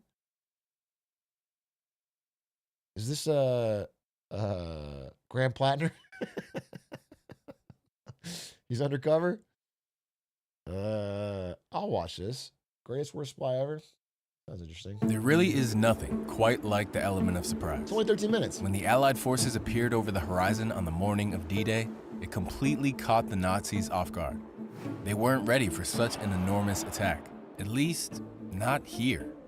According to German intelligence, an attack was expected to take place 150 miles away in Calais. And so, most of their troops had been moved to defend that location. Fool, Hitler! While the Nazis were defending an empty beach, the Allies stormed their way into Normandy and ultimately went on to win the war. The Nazis had been tricked, and it was largely thanks to one man who had spent years trolling them from his own home. By feeding them correct but useless information, it led them down rabbit holes, slowed them. This is how every fucking Reddit leftist sees themselves. They think they're some fucking hero of an online war. And if they troll enough and write enough crap, they'll save the world. This is how people see themselves. This is the one guy who was right. He actually did something. Rage baiting Hitler. Down and ultimately tricked them into losing the war. This man had no spying experience, and yet with sheer charisma and imagination, he managed to win the trust of Hitler, whilst simultaneously becoming Britain's best spy. Wait, how did he win the trust of Before Hitler? the outbreak of World War II, Spain was having its own civil war between the Republicans and the Nationalists. No one despised the war more than Juan Puyol Garcia, a chicken farmer from Barcelona. Okay. His farm was taken by the government. His mother and sister were kidnapped, and he himself was forced to fight. Okay. He hated the extremism of both sides. So when World War II came along, he was determined to do something to stop the Nazis. Okay. He went to the British embassy in Madrid and offered to start spying on the Germans. Okay. But the Brits were suspicious and turned him down. And so Puyol... I mean, to their credit, of course. Of course, dude. Some random guy shows up at the British embassy and says, I'm going to spy on Hitler for you. It's like, first of all, what advantage does he have? He's not even German. What's his... had to come up with a different tactic. This time, he went to the German embassy, pretending to be a passionate Nazi supporter that worked for the Spanish government. At the time, the Germans didn't have a reliable spy network in Britain, and so they desperately needed all the help they could get. Okay. Puyol was hired. They gave him a codebook, a bottle of invisible ink, 3,000 pounds in cash, and told him to move to London and start spying on the British. Instead, bro, even if he had no plan, he just got 3,000 pounds from the Nazis. He drained the bank account, bro. A yoink. Already on the come up. This should be a TikTok. This should be a TikTok life hack nowadays. You can make easy money. Just go to the German embassy. Tell them you're a spy. A yoink. 1,000 pounds in cash and told him to move to London and start spying on the British. Instead, he moved to Portugal and simply pretended. Do you think I get some spending money when I'm in China if I go to the embassy and offer to spy on Trump for the next negotiations? I'll tell them how the rare earth project's going, and they'll give me some walking around money and maybe like a cool electric scooter or something, or an EV. To be reporting from London. Using nothing but a map of Britain and a tourist guide from his local library, he started talking about the places he was visiting and the things he was seeing, like military training exercises. The Chinese embassy in China. That's right, I said it. Yeah. I'm going to go to the Chinese embassy in China and I'm going to ask them if they'll give me money to spy on Trump while I'm in China. It's a foolproof plan. And you know what? Jealousy's a bad look on you. I'll be honest with you. Jealousy looks bad. It's like tacky. Ease up. On Lake Windermere and warships leaving the southwest. In between all of the military sightings, he filled his letters with mundane personal details, like going for walks in the center of London, visiting local cafes, and even mentioning when he was feeling ill. Okay. To take things even further, he started creating a network of sub-agents that were supposedly feeding him information from all over the country. He made this There up? was the Swiss-German businessman stationed in Liverpool, the Venezuelan student in Glasgow, the Portuguese man living in Wales, and the pilot that had agreed to carry his letters from London. Each agent had a detailed backstory and family members that Puyol talked about at length. Of course, none of these people actually existed, but if the Germans ever called him out on anything, his sub-agents could take the blame, since they were the ones reporting the information. Right. Each letter was so long and so detailed that the Germans started to believe him. They even started sending $500 a month to pay for his Hey, how network about of agents. that? That's $11,000 in today's money. But this was only the beginning. Bro is writing British Life RP for Hitler at an enormous market rate.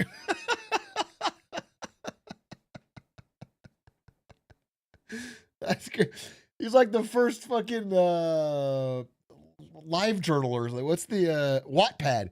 He's like the original Wattpad, dude. So far, the Germans were impressed with Puyol's work, so they started asking more specific information. That's when things took an interesting turn. In his third letter, Puyol sent this report back to the Germans. A convoy of 18 ships left the port of Liverpool on the 28th of March. They were headed for the island of Malta. Although Puyol made the whole thing up, by sheer coincidence, a fleet of warships had actually left Liverpool around the same time. But before his letter ever reached the Germans, it was intercepted by Britain's intelligence agency, MI5, sending them into panic mode.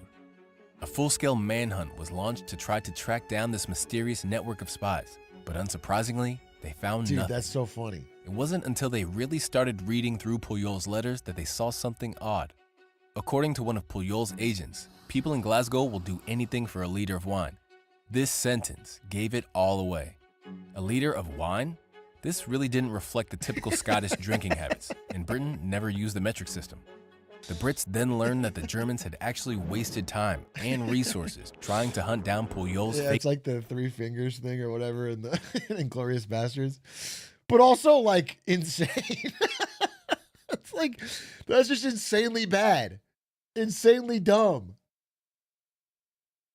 Convoy of ships heading The people in Glasgow will do anything for a liter of wine is fucking crazy. Like, you don't have to be a deep knowledge of Scottish law. That's so dumb. to Malta. It became clear that whoever was writing these letters, they were feeding the Nazis false information to confuse them, and it was working. MI5 were so impressed that they tracked down Puyol and decided to turn him into a real British spy. And in April 1942, Puyol moved to London for real and was given the codename Garbo. Now, with access to real military information, he was about to take his trolling to the next level. The Allies were planning to launch a surprise attack on the north coast of Africa, where Garbo, Nazi huh? forces were gaining power. And so, over the next few I've been given that code name too many times while playing video games on stream. People see me as sort of like an elite spy when I play games, and they kind of reference my similarities to this iconic legend. few months, Garbo started dropping very specific hints, suggesting that an attack was instead being planned for Norway. One of his agents saw military mountaineering drills taking place and Canadian troops gathering in the east of Scotland. Another agent heard rumors of Russian troops advancing westward. Without ever mentioning Norway, he gradually painted the picture that it was the likely target, drawing the attention away from Africa. Hitler himself was particularly worried about this attack and ended up moving hundreds of thousands of troops to protect the Norwegian borders. Dumbass! Garbo's next move was a stroke of genius. With the African invasion set to take place on the 8th of November, Garbo wrote another letter to the Germans, this time detailing exactly how the Allies were going to carry out the attack. He dated the letter the 1st of November, but purposely held onto it for another week. The letter arrived in the hands of the Germans on the 9th, but it was too late. Oh, The that's day before, clever. the Allied forces invaded the North That's African very coast clever. with over 100,000 men. The letter had all the correct details of the invasion, but That's it was actually simply quite too late devious. to be of any use. The Germans, however, were amazed by Garbo's work and replied, "We are sorry it arrived too late. but your last report was magnificent. That's pretty clever. Over the next several months, Garbo continued adding more members to his network, bringing the total to 27 spies. Of course, all of these agents had to be paid, and by the end of 1943, the Germans were sending Garbo over $100,000 a month to fund his network. Oh, They were so damn, pleased bro. with the information that he was providing that Yoink. they stopped hiring new spies in Britain. With the network now in full swing, it was time for Garbo's masterpiece, D-Day. Managing this whole operation was incredibly difficult, and it would have been a lot easier if he had Udo, today's sponsor. Udo is an all-in-one Dude, I've often thought that. I've often thought if only the Allies had Udo, could World War II have been prevented?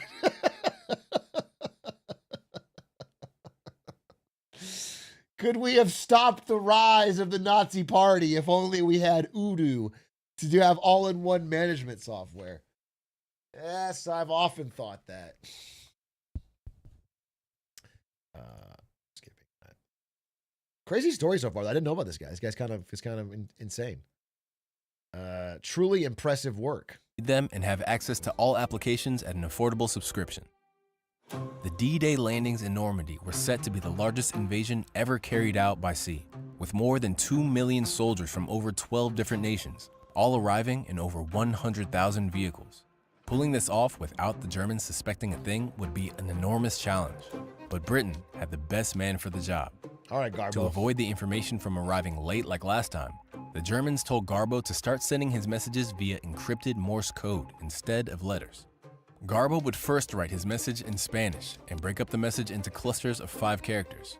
Then, consulting a code table, he would change each letter to jumble up the message. Oh my God. An operator would then start typing out the jumbled message into Morse code, which would be transmitted over radio to the Germans. What a pain in the ass. With the ability to now send even more information, Garbo began sowing the seeds of doubt that would make D-Day an enormous success. One of Garbo's agents who worked in the London Underground claimed that the tunnels were being extended towards the southeast and that ammunition was being moved down the tunnels. Another agent saw assault barges gathering at the port of Dover and convoys of Canadian troops arriving in Southampton. Garbo Dude, it's himself... funny how, like, nowadays, they could just check fucking Instagram. Like, it would be in the background of fucking 40 people's reels of, like, the ammunition trucks rolling down. Like, you can find anything. All this shit's already publicly available. You don't need... Yeah, of course you have satellites, but I mean, people would have boots on the ground photos. One of the people in the fucking ammunition truck would be like doing a TikTok dance. If we do some kind of challenge while delivering the fucking ammunition, it would be like there's no. It's all out there. Began inventing an entire army of U.S. soldiers and reported large numbers of them gathering in the southeast. All of this activity pointed towards a massive attack on. Dude, 5 of the people delivering the fucking things to the boats would have bet on Polymarket that there's going to be an invasion in fucking Normandy. there would be huge Normandy spike bets on Polymarket, bro. You could just check. The insider trading would give it away. The operational security is just not possible in modern internet age in the same way as it was. Calais, the closest point to England. In order to back up Garbo's lies, the Brits started planting real evidence all around the southeast. This is awesome. Fake airstrips were cut into fields, and hollow wooden planes were placed at the side. This is awesome. German planes started bombing these fake sites, so they knew it was working. A gigantic fake oil storage facility was set up in Dover, and photos of King George visiting the site were placed in the local newspaper. Hollywood-style movie sets were used to turn modest boats into enormous battleships. That's so and wild. Inflatable tanks were placed everywhere. They had built up an entire army of fake soldiers, vehicles, and supplies that completely distracted the Germans from the real preparation that was going on for It's so crazy that happened in real life, that they had got gigantic blow-up tanks to trick Hitler into thinking an invasion would be somewhere else. It's like truly insane. But what's crazy is like, man,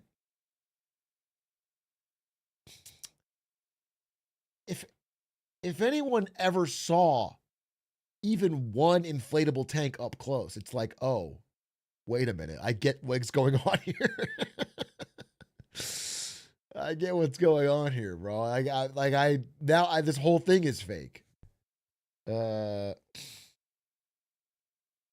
gonna pull up. I don't know. Even a different spy. You have to be so confident that's your only spy network. You know, anyone seeing inflatable tank, it's like, wait a minute, this is a coordinated, planned effort to trick me.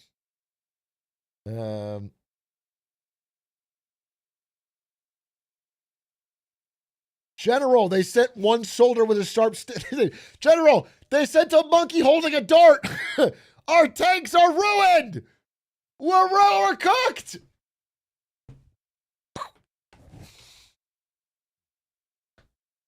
Normandy. The goal was to convince the Germans that even when the Normandy attacks began, the real and much larger attack would happen later in Calais. Amazingly, the British intercepted a conversation between Hitler and a Japanese ambassador, where Hitler mentioned that the first attack was going to be a decoy and that they were really preparing for the second attack elsewhere. By this point, it was clear that Garbo's messages were now landing directly on Hitler's desk. That's incredible. And he was believing everything. Whenever Garbo told them about movement in the southeast, the Nazis would move the pin on their map. They made the crucial decision to move hundreds of thousands of troops to defend Calais. That was hundreds of thousands of troops that wouldn't be in Normandy. June 5th, one day before D-Day. Although the German radio operators usually signed off at 11:30, Garbo insisted that tonight they should listen out for a message at 3 a.m. Big news was expected from one of his sub-agents. At 3 a.m., Garbo reported that vomit bags and rations had been handed out to soldiers. This could only mean one thing: the attack was about to happen. But hours went by and no response was received. The Germans had gone to sleep. The Allies rocked up to Normandy at 6:30, completely. For what it's worth, I think that's a good thing that they fucking took a snooze, because even if you're trying to trick somebody, putting them on high alert at 3 a.m. the day of the invasion is like, you want it to be like any other day. I think that would be a bad idea, even if they're like it's somewhere else. You don't want to be like, oh shit, it's happening today. Everyone fucking be ready. Undercover, outnumbering the Germans by more than 3-1. It was a brutal day, but the Allies managed to secure their entrance into France, and over the next 6 weeks, continued piling troops, vehicles, and supplies in through the beaches of Normandy. Amazingly, the Nazis refused to move more troops to Normandy, and in fact, ended up sending more to defend Calais, waiting for the second attack that would never come. Bro, every letter, every detail, every lie, and every truth had embarrassing. bamboozled the Germans, and it allowed the Allies to recapture Europe The and double win down the is war. crazy. Despite the defeat, Hitler was so impressed with Garbo's messages that he was awarded the Iron Cross. That's great. Bro, at that point, that's so fucking funny.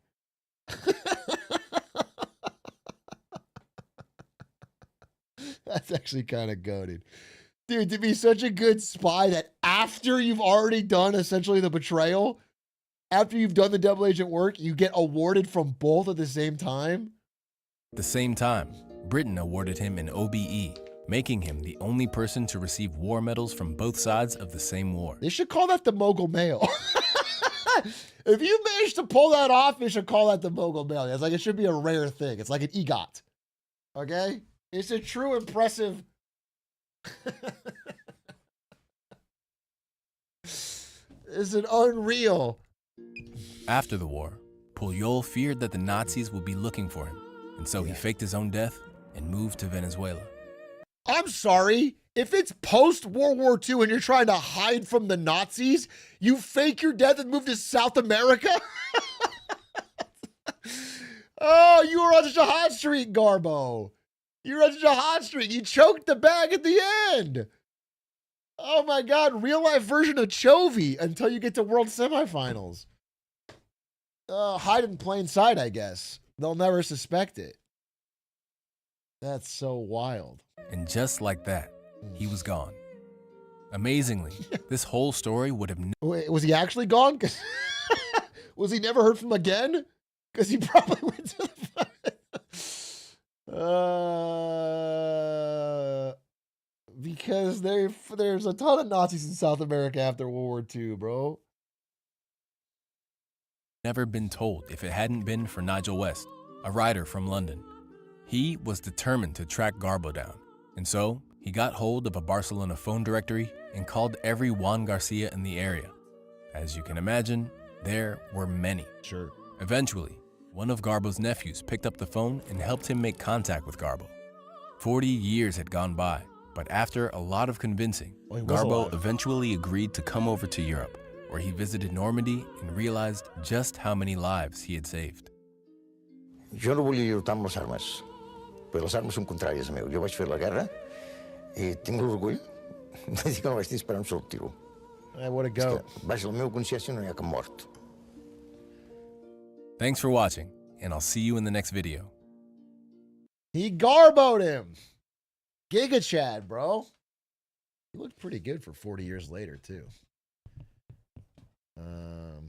That's cool, man. That's a cool story. I didn't know shit about that, honestly.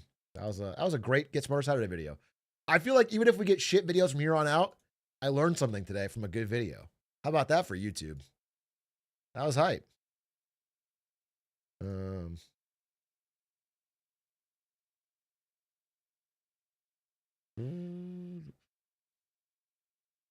Okay, good, because mine is next up.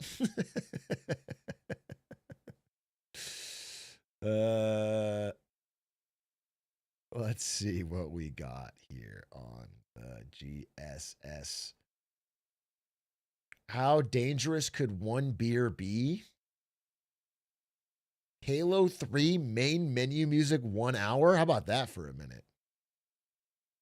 Would Enron even be that bad by today's standards? I mean, we're in a crazy fucking time, but yes, it still would be. Yes, it still would. It's not that the things happening today aren't that bad. It's that they're not enforced. They're as illegal as they ever were. It's just not enforced. No one's checking. But it would be that bad. The thing about frauds like Enron's, it's not like it's like, I really should do a video on Enron, but it's not like it's like, you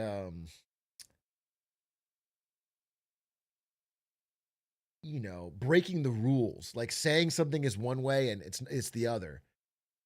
Because the fraud is financial and you're pretending to have money you don't have, they do eventually break down. It's not like Enron was, you know, doing amazingly and then a brilliant SEC investigator figured it out.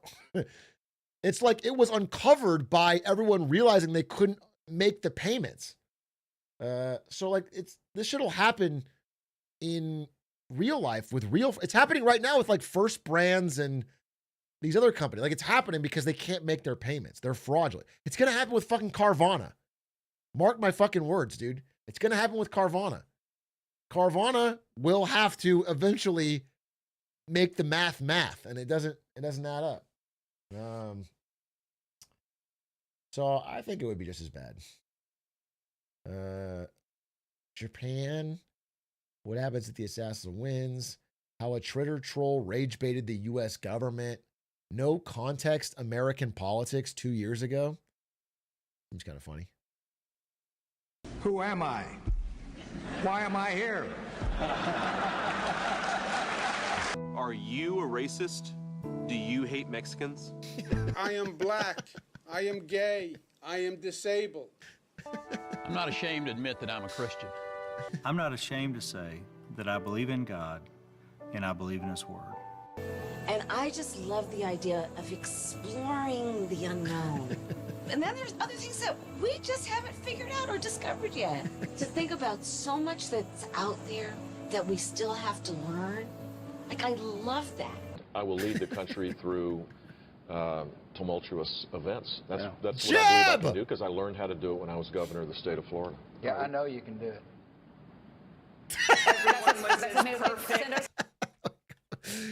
Dude, I got a soft spot for fucking Jeb and W. Not because of their governance, but they're just they just have funny personalities, bro. Like, I love that. I will lead the country through tumultuous events. That's what I believe I can do because I learned how to do it when I was governor of the state of Florida. Yeah, I know you can do it. Everyone was as perfect. I wish everyone was as perfect as you, Pete. I couldn't imagine somebody like Osama bin Laden understanding the joy of Hanukkah. I don't know who created. I mean, he's the GOAT, dude. He's the GOAT. Pound for pound. All right? He's the GOAT. I can imagine Osama bin Laden enjoying the magic of Hanukkah. Pokemon Go. That's funny. But Say it, Hillary. I'm trying to figure out how we get them to have Pokemon go to the polls.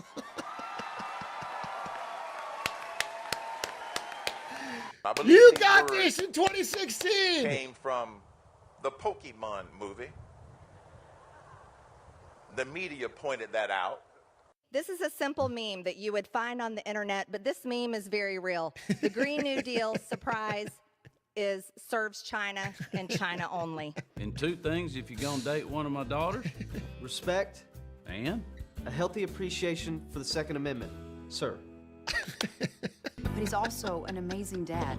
Ron loves playing with the kids. Build the wall. He reads stories. Then Mr. Trump said, "You're fired." I love that part. He's teaching Madison to talk. Make America great again. I want to tell you this. I find this part Madison to talk. Make of all the people that ran against Trump and the Republican Party, but then now have to glaze him is so embarrassing. It's so fucking ugh. Like Trump has called you so much shit. And you gotta film this fucking promo glazing him to your fucking kids. It's so cucked. It's so it's so ick, dude. I'm not exactly the biggest fucking Romney fan, but at least Mitt Romney, after he realized he was fucking lost, like he had no chance in the Republican Party, Trump win, he just doesn't talk about him. He doesn't say anything. He moves on. But these people have to constantly glaze him. America great again. I want to tell you this. I was in Israel, and I was talking to some Israeli and Palestinian peacemakers. And I said, I'm telling you the truth. I said, well, you know, the Great Mother doesn't choose sides. According to Avatar, the Great Mother doesn't choose sides. She's there to protect balance. Yes. She doesn't pick a winner. She protects balance. And do Yes. you know what the Palestinians... What is that James Cameron of Avatar? I just put this all together. She's talking to James Cameron about Avatar. Holy shit. Is that what we needed in the Middle East? Palestinian and the Israelis in the room, you know their reaction? What they say? They thought about it. They That's know good. it. And I think it was...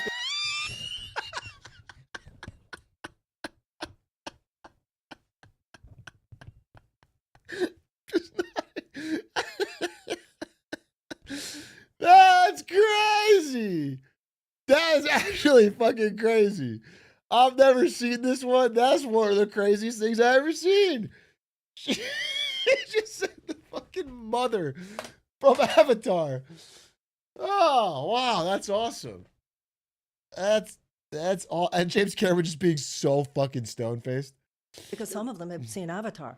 Hillary, all of that is not investigated. President Trump Dude, is what a hack. investigated because they're scared that he's running, and he will win again. And today, She was right. we greet the President of United Earth.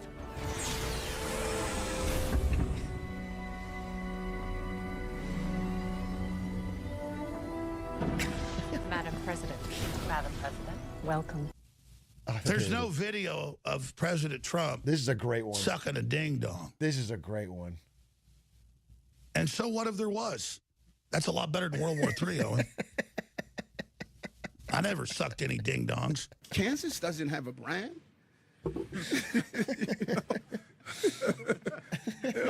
When you go there, okay, you're from Kansas. America is a nation that can be defined in a single word. I was going to put him. He was fucking right. People are too ashamed to admit it. He was right.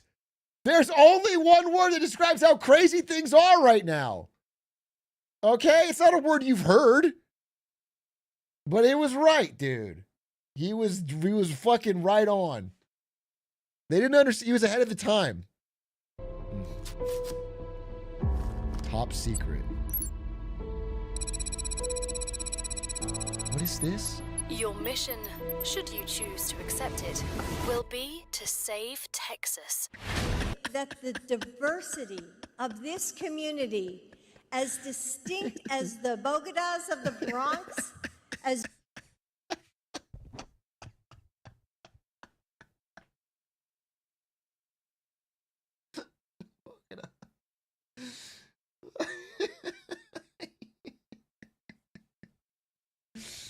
You gotta give her credit. The Bogotas. beautiful as the blossoms of Miami, and as unique as the breakfast tacos here in San Antonio, is your strength. Should someone have to have a government-issued license to drive a car? An all-timer. A license to drive? You know, I'd like to see some competency exhibited by people before they drive. You can't fake it. You're either strong. Oh, they cut off the next part. It's so funny. I mean, that whole conference is one of the all-time greats, bro. This is one of the all-time greats. Or you're not. And Jeff Sessions, he's not. The difference with green eggs and ham is when Americans tried it, they discovered they did not like green eggs and ham, and they did not like Obamacare either. They did not like Obamacare in a box with a fox, in a house, or with a mouse. If you kill Ted Cruz... Listen, you may hate Ted Cruz, but he's one of the greatest orators this country's ever seen. I mean, his way with words is impeccable. He has a mastery of he's a poet. He's a mastery of the language that really transcends politics. Okay? You said hip hop was dying. Put Cruz on a beat, bro. Cruz on the floor of the box with a fox, in a house, or with a mouse. If you kill Ted Cruz on the floor of the Senate, and the trial was in the Senate, nobody can convict you. $10,000? $10,000 bet?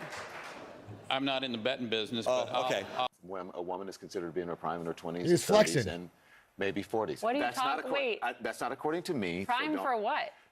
It depends. I mean, it's just like prime Prime if you energy look drink. it up. I would nominate any gay to the Supreme Court, or lesbian or bisexual or transgendered person to the Supreme Court. Anyone? Yes, yes.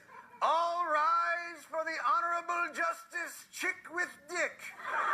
Whoa! But who John ended the hug? Stewart! I mean, what country? Bit of a old clip, huh? The Soviet Union did that. No. Palestinians Bit don't of get an a right old of clip. return.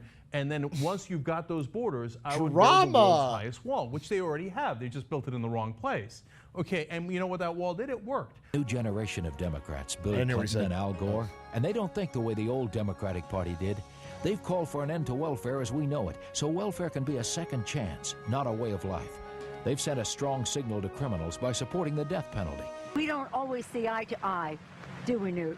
No, but we do agree our country must take action to address climate change. We need cleaner forms of energy, and we need them fast. If enough of us demand action from our leaders, we can spark the innovation we Damn, need. what a different time. And, you know, that whole suddenly America's like the biggest oil producer and the biggest that was me, people. I just want you to.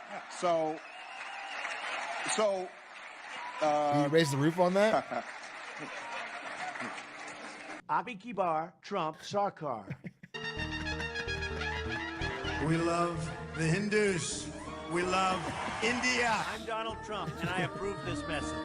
So again, thank you, Good George ad, straight to the Floyd, point. for sacrificing your life for justice. Oh, Nancy Pelosi Thank doing. you, Nazis. Turn off that camera. I said turn it off. This is my city. When I say off, I mean off.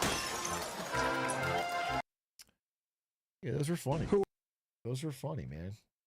You know what? Maybe it's all worth it. Maybe our crazy political system is worth it just for great clips like that. You ever think about that? You guys ever think about if we had a fucking normal running system, we would never get funny ass clips to look back on YouTube compilations years later?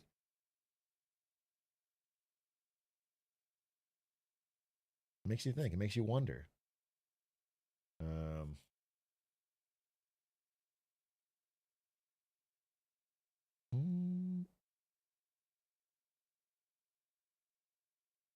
What, wait, let me refresh.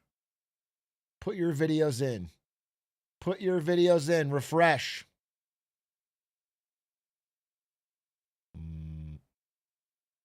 Inside Erewhon. Who put this? Aiden?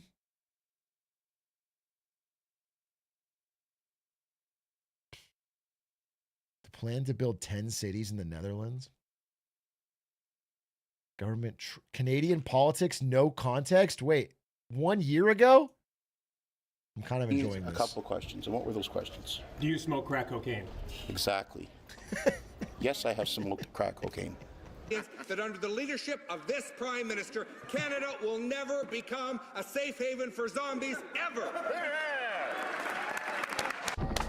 Do you have the fortitude or the gonads to stand up and come across here and say that to me, you son of a bitch? Come on. Oh, shit. Harder. Enough with the woke shit. Sorry, Mr. Speaker, I take that back. I apologize for my unparliamentary language immediately.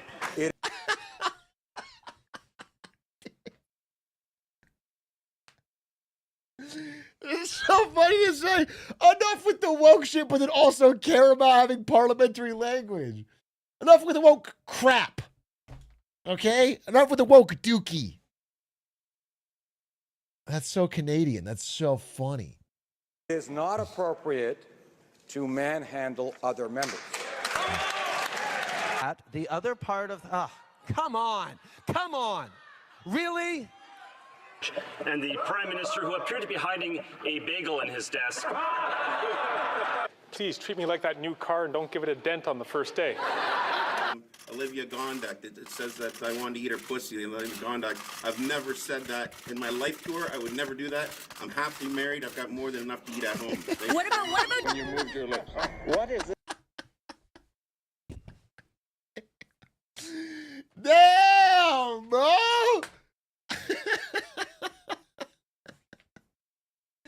That's so funny. That's so funny.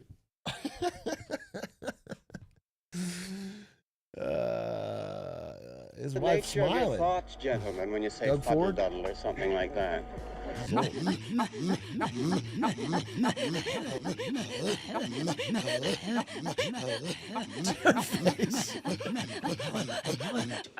But I heard her to say a word that I know is distinctly unparliamentary, and I think she may want to withdraw it. The word was F-A-R-T. Great to see this nice tone and that we're all in good voice. No. She said fart? $250 million. WTF. Here, here. W. I'm going to ask the honorable opposition leader, please, to withdraw that comment and to use parliamentary language, please. You said fart? Where's the funds? Oh, you got made into it. Mr. Speaker.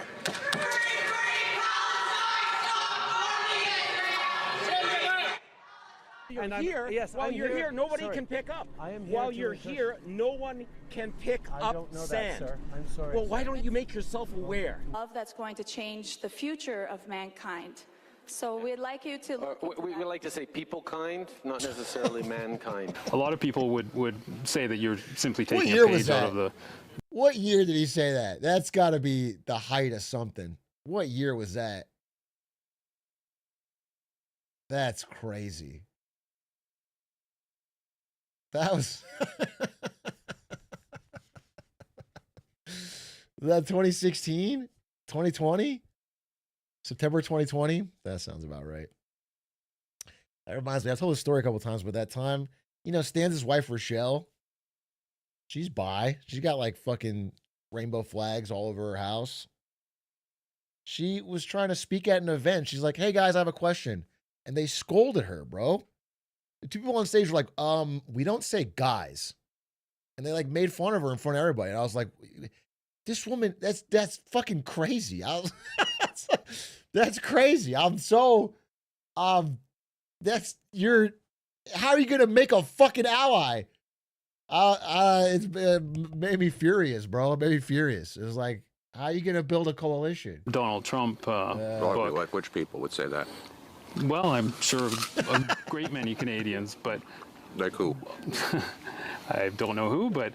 Well, you're the one who asked the question, so yeah. You must know somebody. Okay.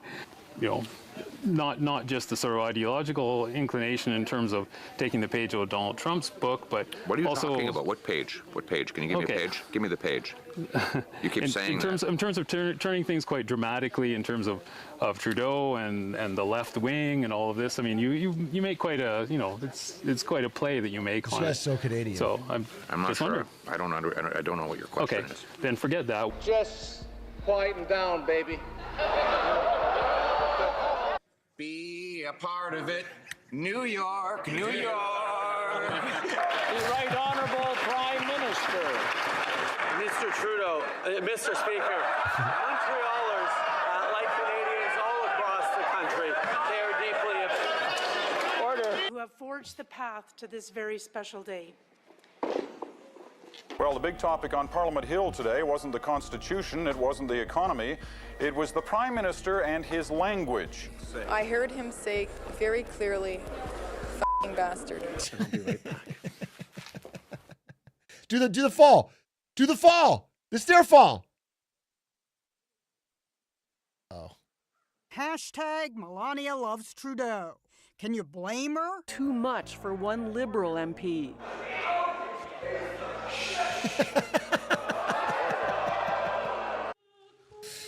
Yeah, it's funny how much like politeness discourse there is in Canadian politics. I assume that's also gone down, but there's like not it's like none of that would be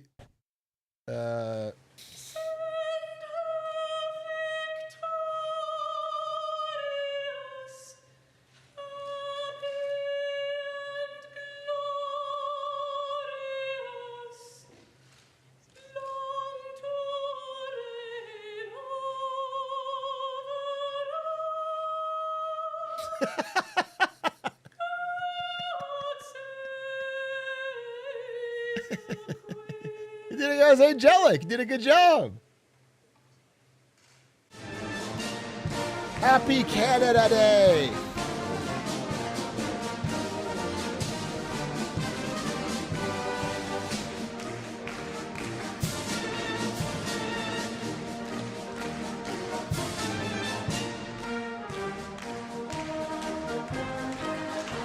Oh, mogged.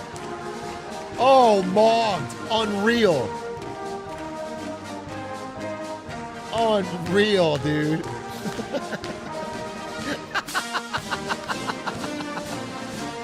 Counter-mogged! Counter-mogged! That was incredible. The bounce back is incredible. You gotta give credit to the bounce back.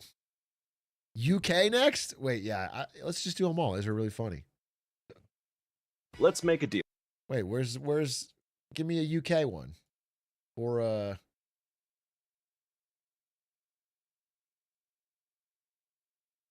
I mean, these are great. Canadian politics. No, do I got to refresh? Here, paste it again if you did it.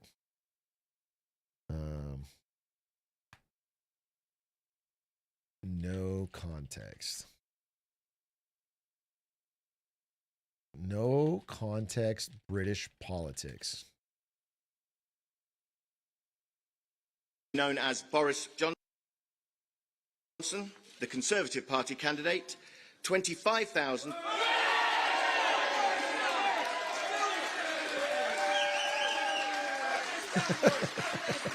$25,351. Hughes David Stephen, commonly known as Lord Buckethead. The official Monster Raving Loony Party, 125. Smith Robert Jr., commonly known as Bobby Elmo Smith, 8. Hey, good job. Keir Starmer has been duly elected as the Member of Parliament for Holborn and St Pancras constituency. The cheese fell on the floor. Order! Order! Order! Order! Those were so annoying. Yeah, we've got to get it growing again, and that'll be helped by cutting the NHS waiting list, also by getting a much better trade deal with Europe, and by... Just screaming, what about the economy in a teacup? by investing in the skills of our young people. So, you know, we've got great policies for the economy, including the cost of living! But you were staying at the house of a convicted sex offender. It was a convenient place to stay. Oh yes! Oh yes! Oh yes! I, the King, a proclamation for dissolving this present Parliament. This is intolerable behaviour as far as the public... No, it's not funny. My milkshake brings all the people to the rally. I keep mine in here.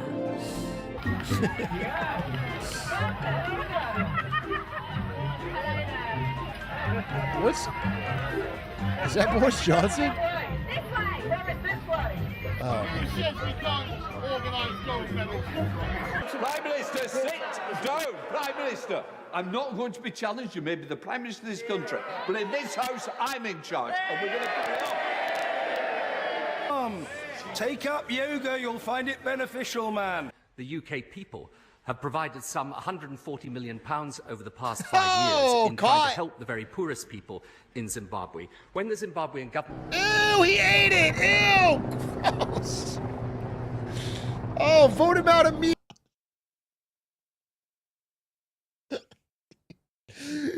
Attempting to dance, then stopping, then trying to go back into it. That's incredible.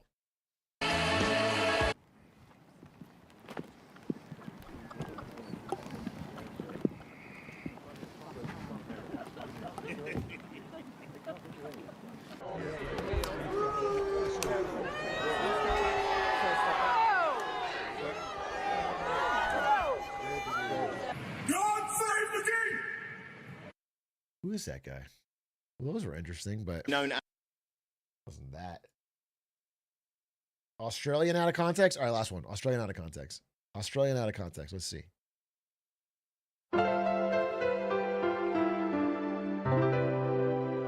Australian politics out of context. I mean, you know, people are entitled to their sexual proclivities. You know, I mean, sure. Let there be 1,000 blossoms bloom, as far as I'm concerned. Sure. You know, but I ain't spending any time on it because, in the meantime, every 3 months, a person is torn to pieces by a crocodile in North Queensland.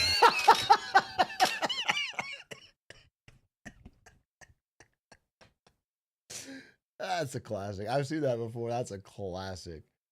That you couldn't open Australian politics better. Redirecting the sexuality question to crocodiles.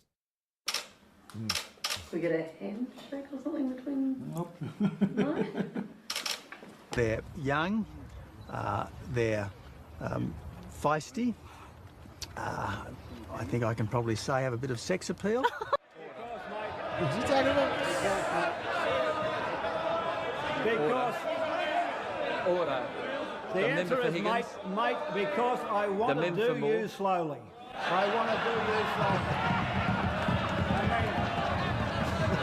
No. They're cracking up. There's got to be a bit of sport in this for all of us. One Nation will not be supporting company tax cuts. So I haven't flip-flopped. I said no originally, then I said yes, then I have said no, and I've stuck to it. I'm a fixer. How did you fix it? based.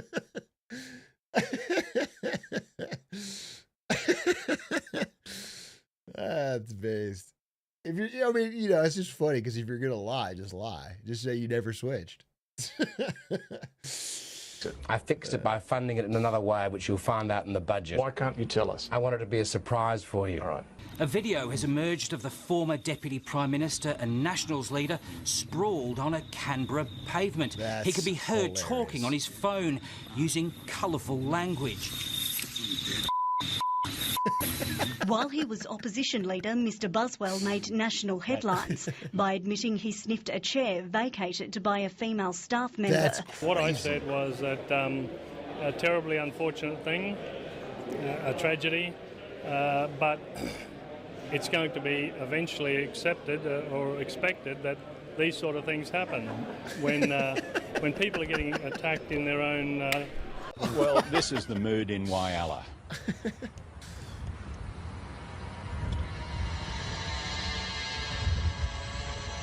What? Is he playing a song?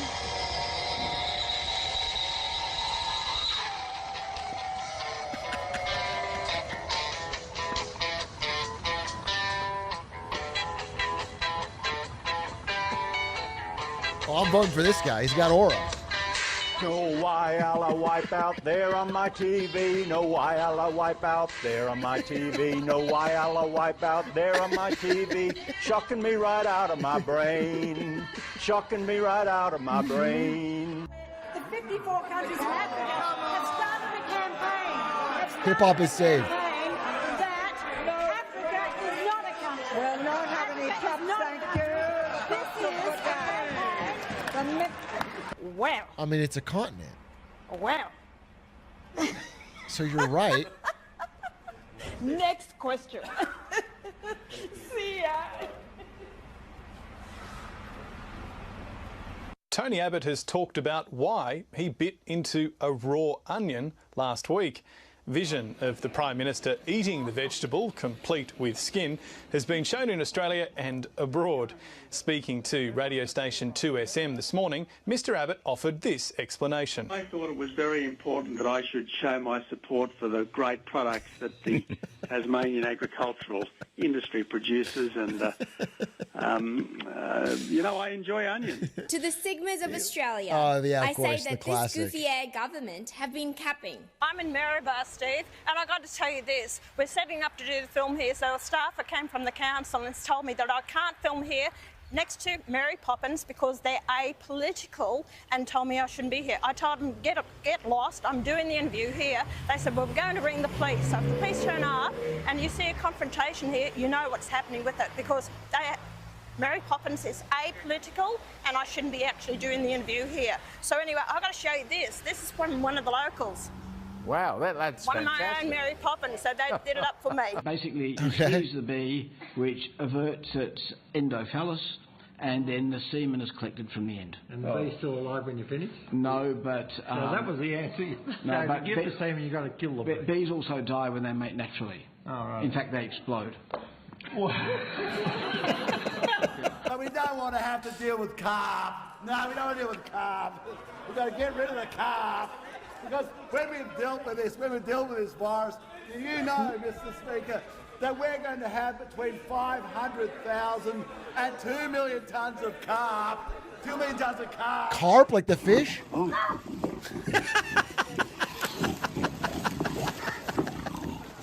And up until this point, that's a most powerful people working metaphor in this for building know that it's safe. I don't think it any longer is. And to demonstrate that, this morning I brought in what could be, I brought this through security, a pipe bomb. What? Are you seeking bilateral talks with Vladimir Putin about MH17? Oh, absolutely. Look, I'm going to shirt front Mr. Putin. You bet you are. You bet I am. Now, is it true that pump jet submarines can only stay underwater for 20 minutes? No, Senator. I do not know what you're referring to about pump jet submarines remaining underwater for 20 minutes. Can I just be clear again? A pump jet is a form of propeller. It has no bearing on how deep a submarine can go, how long it can stay underwater. They are matters that pertain to the platform design of the submarine. What about a diesel sump? So we are going to buy diesel-electric submarines, and I can assure you, Senator, they're going to stay underwater for much longer than 20 minutes. We have 3 days? For 3 days? What's the period of time? I'm not going to reveal what our requirements are for submerged endurance. That is classified. But I don't think it's classified because actually Senator Hanson, you don't get to make the call on what's classified and unclassified in this conversation. On relevance, Mr. Speaker. Well, hang on. Hey, Salvo. I'm still hearing. You sit down, Buffett. We're looking at Australia's most famous pigeon. He soared into our hearts when we learned that he flew all the way from Alabama to this backyard in Officer. But Joe the pigeon is on death row. He's flown straight into a storm of trouble. The government wants to put him down. Either fly home or face the consequences. But if they close 3 power stations, you're on intermittent power. All these greeny geniuses. Well, I hope you can get the sunshine to shine overnight. But the second thing is missiles. You know, you're absolutely right, Campbell. There needs to be a missile fortress war. You try and get through that. In 4.5 years, they haven't built one missile. 3 weeks before the election, they're going to build missiles. But there's a lot of things you're going to do. You promised me you were going to build dams. I don't see any dams out there. Julie Bishop, do you know what a Thermomix is? $2,000 for an appliance is a lot of money. I'm going to answer in emoji.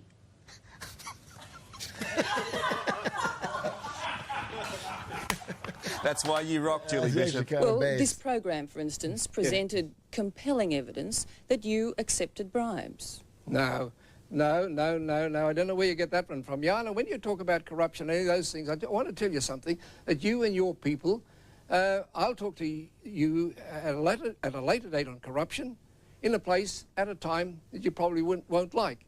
But you know that, and there's no need for me to mention it here today. I did not shit my pants at an Engadine Macca's in 1997. I don't know where this has come from, but stop it. I try and sue the ABC, but instead my pants fall down and I try to waddle away, but accidentally waddle over a balcony and land headfirst into a truck of pig manure, and my legs wriggle around and everyone sees my heart-patterned boxer shorts. When you disrespect the Catholic Church, they discipline you firmly, but will offer you forgiveness. Protecting the Catholic Church is very important to us, and we're really sorry we made the video the Vatican can. Now, you can see those pictures on the screen. As soon as the opposition realised that that was what Craig Thomson intended to do, well, the opposition leader, Tony Abbott, and the manager of opposition business, Chris Pine, tried to scurry out of the chamber so that Mr Thomson's vote wouldn't affect the numbers. We'll just watch that vision there again. A pretty rapid movement there. You put petrol in and you shake the tax about. You do the hokey pokey and, ooh, you turn right around. Let's do the time warp again. It's, after all, just a jump to the left. Poetry! So what's that as you then step to the right? Well, because this government is moving us closer and closer to a carbon tax. In 45 years, Hip hop is not dead. 400 droughts. The answers are, in fact, very simple. I mean, the answer is you put water on that ground and it grows grass. Yeah, well, we know how much you love the wicked slogans. The so solution to a drought is to put water on the ground? Naming the slogans. You familiar with the term fuck off? Look, it's so beautiful. Look, come on, David, we took all those wicked van slogans that you love and we put your name in them. Like, look, this one. The best thing about oral sex from David Lionhelm is 5 minutes of silence. We've got a few more. Look, hey, look, it says your campaign slogan. Come to where the freedom is, just like you're coming into this chicken. Freedom is you fucking a chicken. Freedom is you fucking a chicken. Don't be a I need more context for this. He's headed for high office. Dr. Brian Walker is one of WA's newest MPs. Yes, we're all surprised, but I know how many people smoke cannabis and use it. The Legalised Cannabis WA party yesterday was confirmed to have 2 seats in the upper house. Goodbye, Bronwyn. Bronwyn, goodbye. Goodbye, Bronwyn. Bronwyn, Bronwyn, Bronwyn, goodbye, bye-bye. Goodbye, Bronwyn. Bronwyn, goodbye. Who the fuck is this? Twiddle-too. style. What do you think? Rudnam style? Yeah, you could get the whole dance kind of around the country. You think so? Rudnam style? Yeah, you look kind of a little bit like him. Yeah, that's right. You reckon? Yeah, well, he's got the same charisma as I've got.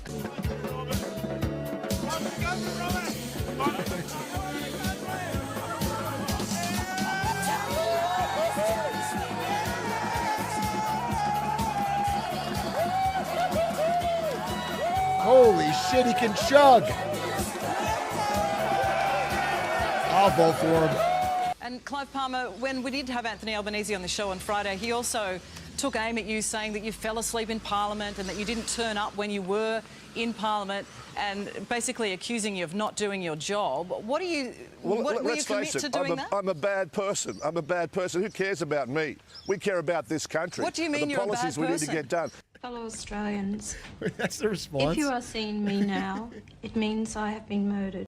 Confiscate $30 billion off North and Central Queensland's coal and copper miners, cane and cattle farmers, giving it to the IOC, whose Paris opening ceremony was, I quote, an orgiastic pagan ritual denigrating Christianity.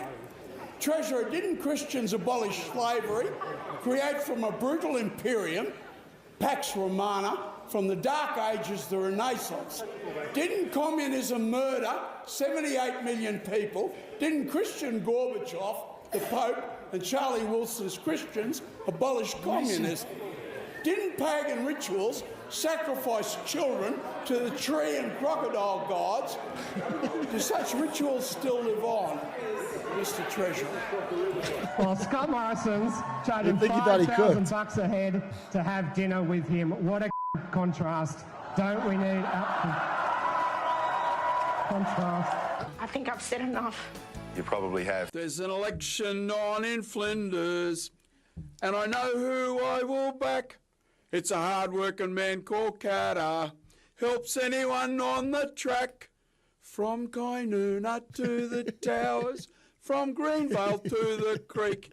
You can all be very sure Bob will work an 8-day week. I know, and I hope you know it too. I can assure you, Bob Catter Jr. will do the Australians best are a for singing you. people. I know, and I hope you know Dude, it. who is this guy? This guy's half the clips. It's true. I can assure you, Bob Catter Jr. Bob Catter? Do the best for you. It's great to be back on the table, and today I'm acting Prime Minister. I will be for a couple of hours till the boss gets back from New Zealand, unless his plane crashes, in which case it's a permanent thing. The decision voters will be making in a few months' time will be between a mid-government, a dog-water opposition, or a crossbench that will mog both of them. Though some of you cannot yet vote, I hope when you do, it will be in a more goated Australia for a government with more aura. You Skibbity. want? I mean, skibbity to that. All right, that was funny. She said Moggish. She said everything. We've seen that clip before. It was pretty funny. It was pretty funny. Type shit, type shit, type shit, type shit, type shit, type shit. Dodgers win? I'm probably why I'm hearing fireworks, bro. Dodgers win. Thank God. Finally, a win for the city of LA. Thank God. Okay? No team earned this more than the Dodgers. That's actually sick because Ludd flew to Toronto to watch this final, and he paid for the trip by betting on the final for the Dodgers. So he will be able to pay for the trip instead of double losses. Oh, wait, my dog is freaking out from the fireworks. Hey, come here. Come here. Come here, come here, come here. Come here. Come on. Good girl, good girl. Poor Yulbert. Poor Yulbert, she's spooked. It's okay, I got you. It's okay. What a sweet dog. I don't know what's going on out there. We don't care about baseball. We don't care about baseball.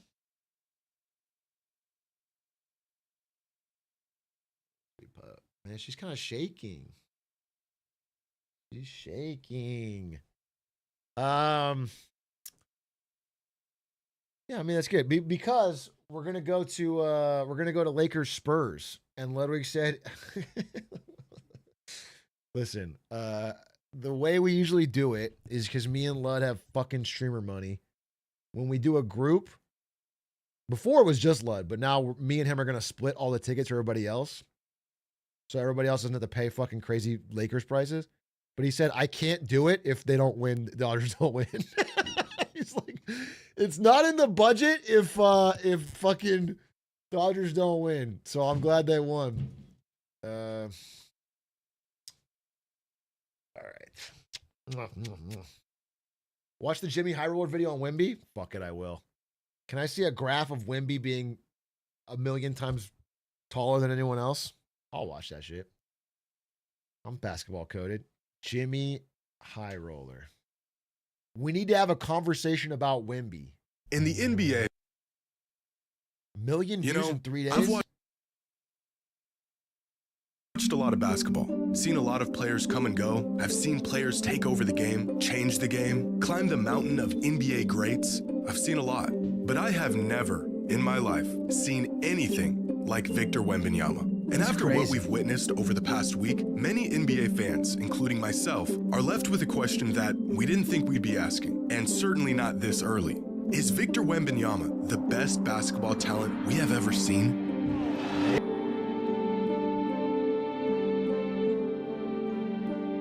Maybe fucking, he's so freakishly tall. Today's video is sponsored by DraftKings. A new NBA have a with that Jimmy High Roller, one person on the planet can make. Clowney trying to go right back at KJ. Wembanyama right there. Just blocks everything. Came over late. Martin misses the three. Dude, this is the craziest thing. He blocks again, gets the ball, pulls up from the logo, and makes the shot. It's unfucking real. And he secures it. 2 for 1 if the Spurs want it. Wembanyama wants it. From the logo. Wemby gets back-to-back blocks at the rim, then takes the ball coast to coast and puts in a 30-footer. If you didn't see this with your own eyes, you'd think it was a work of fiction. It isn't fair, really, for a player of Wemby's size to be here, where Wemby puts on a spin move from outside the elbow and not only dunks it, he almost spun his way past the rim. Or this play here, where he has 1 foot outside of the paint on this drive. The ball already passed him at this point, and yet he somehow pins it against the glass on the opposite side. Wemby went from here to here in less than a second. He's too tall, tall, how about bro. this play here, where Herb Jones draws Wemby away from the rim and gets him to bite on the fake. Victor is out of position. His back is to the ball. He's trying to guard 2 guys at the same time. Take a wild guess at how this play ends. Bring a lot of jobs and allow the rodeo to flourish as well. Yeah, he blocked it. But of all the reality-altering plays Wemby has made in just his first week of this NBA season, there was one play in particular. Wait, pause. My dog she's really scared. Poor Hubert! Poor Hubert! She's like, fucking, there's too many fireworks, huh? I know, but I can't do anything about it. Can't do anything about it. What's she scared? Because there's fireworks going off all over. They're fucking loud. Get her earplugs?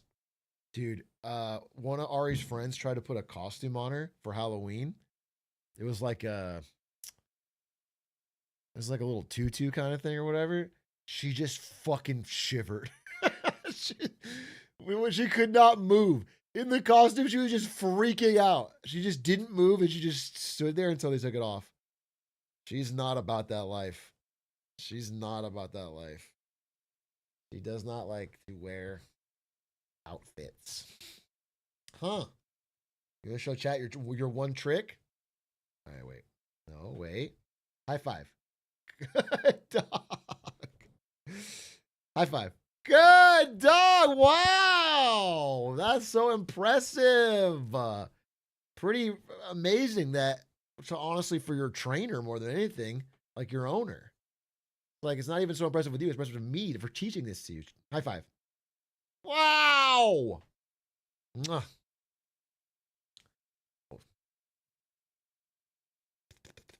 That had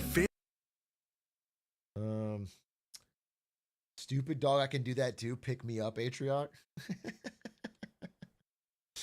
Give treat? No, you don't have to give treat. This dog is not treat motivated. Hand to God. She's pet motivated. She's not food. I mean, every dog loves a treat. Idle Mount, thank you for the 10 gifted, but what a sweet pup. Thank you for the fucking gifted, Idle Mountain. Appreciated. She's not like the other dogs. Yeah, she's not. She likes pets. Very sweet. Yeah, I can say the word treat. She doesn't freak out. I can say treat, treat, treat, treat, treat. You're not. All right, where's my video? Fans question, there is nothing you can do. I just watched a 7'6" demigod make a 7-footer look like a child. We knew the concept of Victor Wembanyama. We saw the frame and the competitiveness, and we saw flashes of what he was capable of. And through his first 2 seasons, it felt like we saw where his game was heading. But what we witnessed in just his first 4 games of this season has blown the top off of all of that. Coming into the season, Victor was ranked as the 5th best player in the league according to most sources. And this, to many fans, felt like a gross overestimation, especially since he was sidelined for the second half of last season. Sure, we knew he was probably going to take a leap this season, but nobody was expecting this. Through 4 games, Victor is averaging 31 points, 14 rebounds, and 5 blocks a game on nearly 60-40-80 splits. 31, 14. Just to be clear, though, Luka's averaging 40 plus, bro. Get on his level. Sorry, Wemby. There's 1 MVP this season, and he's from Slovenia. And 5 while playing only 32 minutes a night. Stats that jump off the box score as an early MVP favorite. Well, but what has really warped my brain over the last week is just how much his stats, as incredible as they are underselling just how monumental Wemby has been. On defense, he is a black hole. Anything that comes near him is either sent away or redirected. His 5 blocks a night aren't even capturing how offenses are legitimately avoiding him and anything around the rim when he's down there. In their game against the Raptors, dude, I saw some insane stat on like our NBA where it's like other teams are taking significantly less shots from the paint when he's there just to avoid him because they don't want to get blocked. I counted 10 different instances where a player passed up on their drive, picked up their dribble, or just avoided what should have been an easy look just because of Wemby's presence alone. 10 times. Look at this last one here. RJ Barrett blows past Devin Vassell, sees Wemby and just, here, you take it. I promise you, RJ was not planning on rifling a chest pass to his teammate standing 3 feet away from him after beating his man off the dribble. Dude, we do this in our games. We're going to do this tomorrow. Every Sunday we play basketball with a group. There is one guy there. I won't say his name. His name, actually, I will. He's not famous. You're not going to know him. He's fucking tall. He's taller than everybody, bro. By a lot. He's the Wemby of the fucking game. And nobody tries to shoot next to him. He's the American Wemby of our fucking game. No, Eamon is taller than Aiden by a lot. He's just fucking tall. And all he does, stand near the rim. You can't, everyone gets blocked. Nobody has enough skill to avoid getting blocked. Just saw Wemby and panicked. How exactly do you... It's Wemby. He plays with us. ...measure this panic factor? Because this doesn't really show up in the box score. But you know what does? According to the NBA's head-to-head matchup tool, so far this season, Wemby has guarded 40 different players. That's about 10 different players each game. He's seen every look you can get. And in total, these 40 players shot 64 times throughout 4 games. Out of these 64 shots, they made 19 of them. Wemby's matchups this season have a field goal percentage of 29.7%. Nearly 21% worse than when he's not guarding them. The kid is single-handedly breaking offenses. That's crazy. And speaking of offense, whatever he worked on with Hakeem in the offseason, It's working. The league should have terminated those workouts the moment those photos surfaced, because now it's too late and we're all in trouble. Abandoned, and he's got this mid-range bag now that has really opened up his game. How exactly do you stop a player who's a good enough shooter that you have to respect his jumper and crowd him, but can also get to the rim in about one step from anywhere on the court? How do you stop this? How do you genuinely felt like there was a mass awakening among NBA fans around the world? A fracture in basketball's timeline. Dude, what's crazy is he's so fucking young still. Like, this is his 3rd season.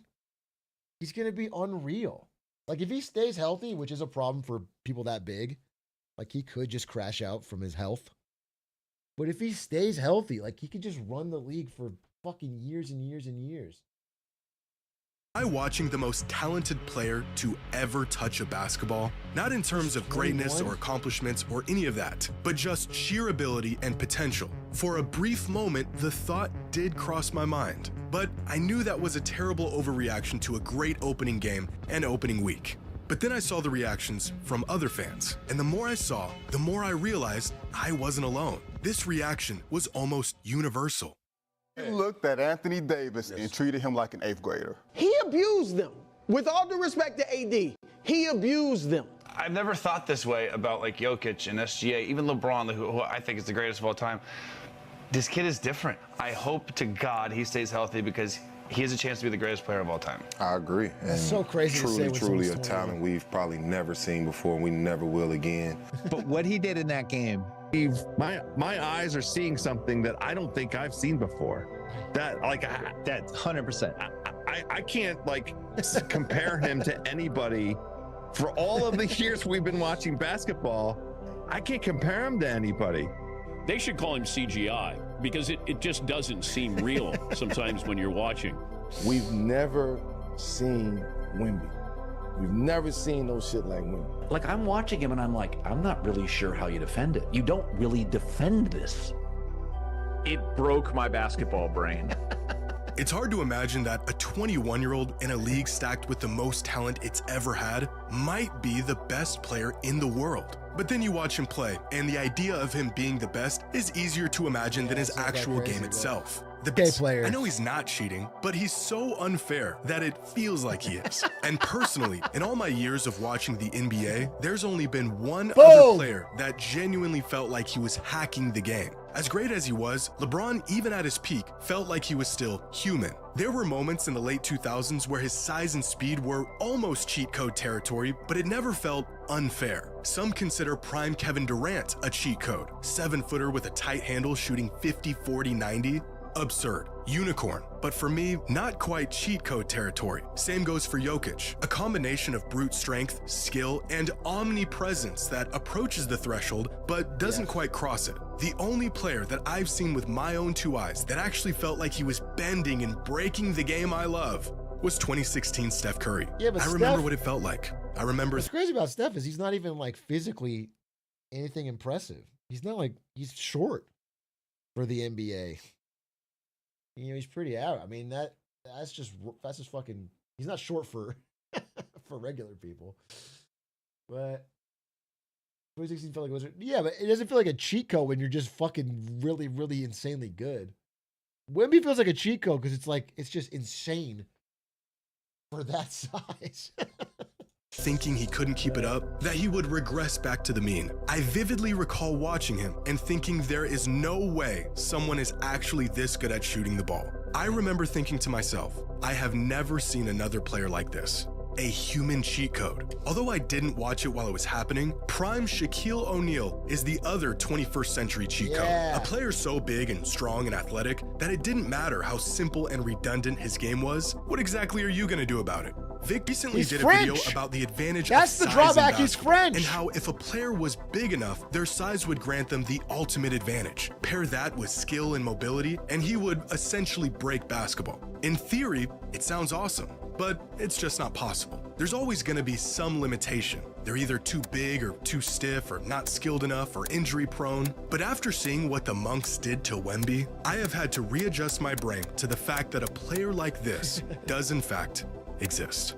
an archetype so unrealistic, even video games won't let you conjure it up. He just makes everyone else and everything else look, he makes them look like you and me. He just looks so different out there that it's like he's actually preparing for another league above the NBA, and this is just a pit stop for him to polish like his high game school along the way. But no, it's the best league on the planet, and play he's in an the alien alien not league? from it. Someone said this must have been how basketball fans felt when they first saw Wilt Chamberlain in the late 50s. And that person is probably right. A once-in-a-lifetime physical specimen that just shatters the reality of what you thought was possible on a basketball court. It's not often that players both active and retired concede that they're witnessing something they've never seen before. And this almost never happens, where young fans, old fans, the media, everyone is anointing a player who has yet to turn all their talents into something worthy of hoisting above their head. But the reactions we're seeing to Wemby's game and his talent are not exaggerated. They're not premature. Victor Wembanyama is here, and he really is just that good. Yeah, good video. Good video. Good video. I mean, Wemby's crazy. It's really fun season to watch, to be honest. Is this how I talk about my dog when I'm drunk? You mean like your friend?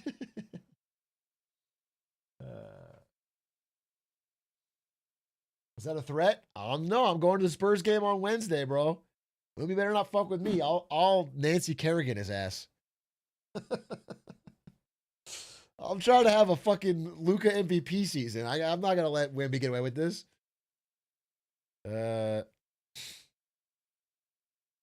You all right, Maya? Feeling better? All right, chat. I'm gonna wrap it here. That was fun. All right. Well, T1 game. I might come back for the T1 game. I'm gonna go take care of this dog, and but I'll be honest with you, I probably won't, unless it's insane, unless I feel fucking a huge surge. But thanks for watching. That was fun. And I'm going to play Road to Empress. All right. Don't you worry about that. 07s. Appreciate you had a good time. Thanks to everyone who shared their politics from their country. That was very funny to watch the funny shit. And I'm going to go take care of my dog now because he's kind of shivering. Okay. Bye. Much love. Good night.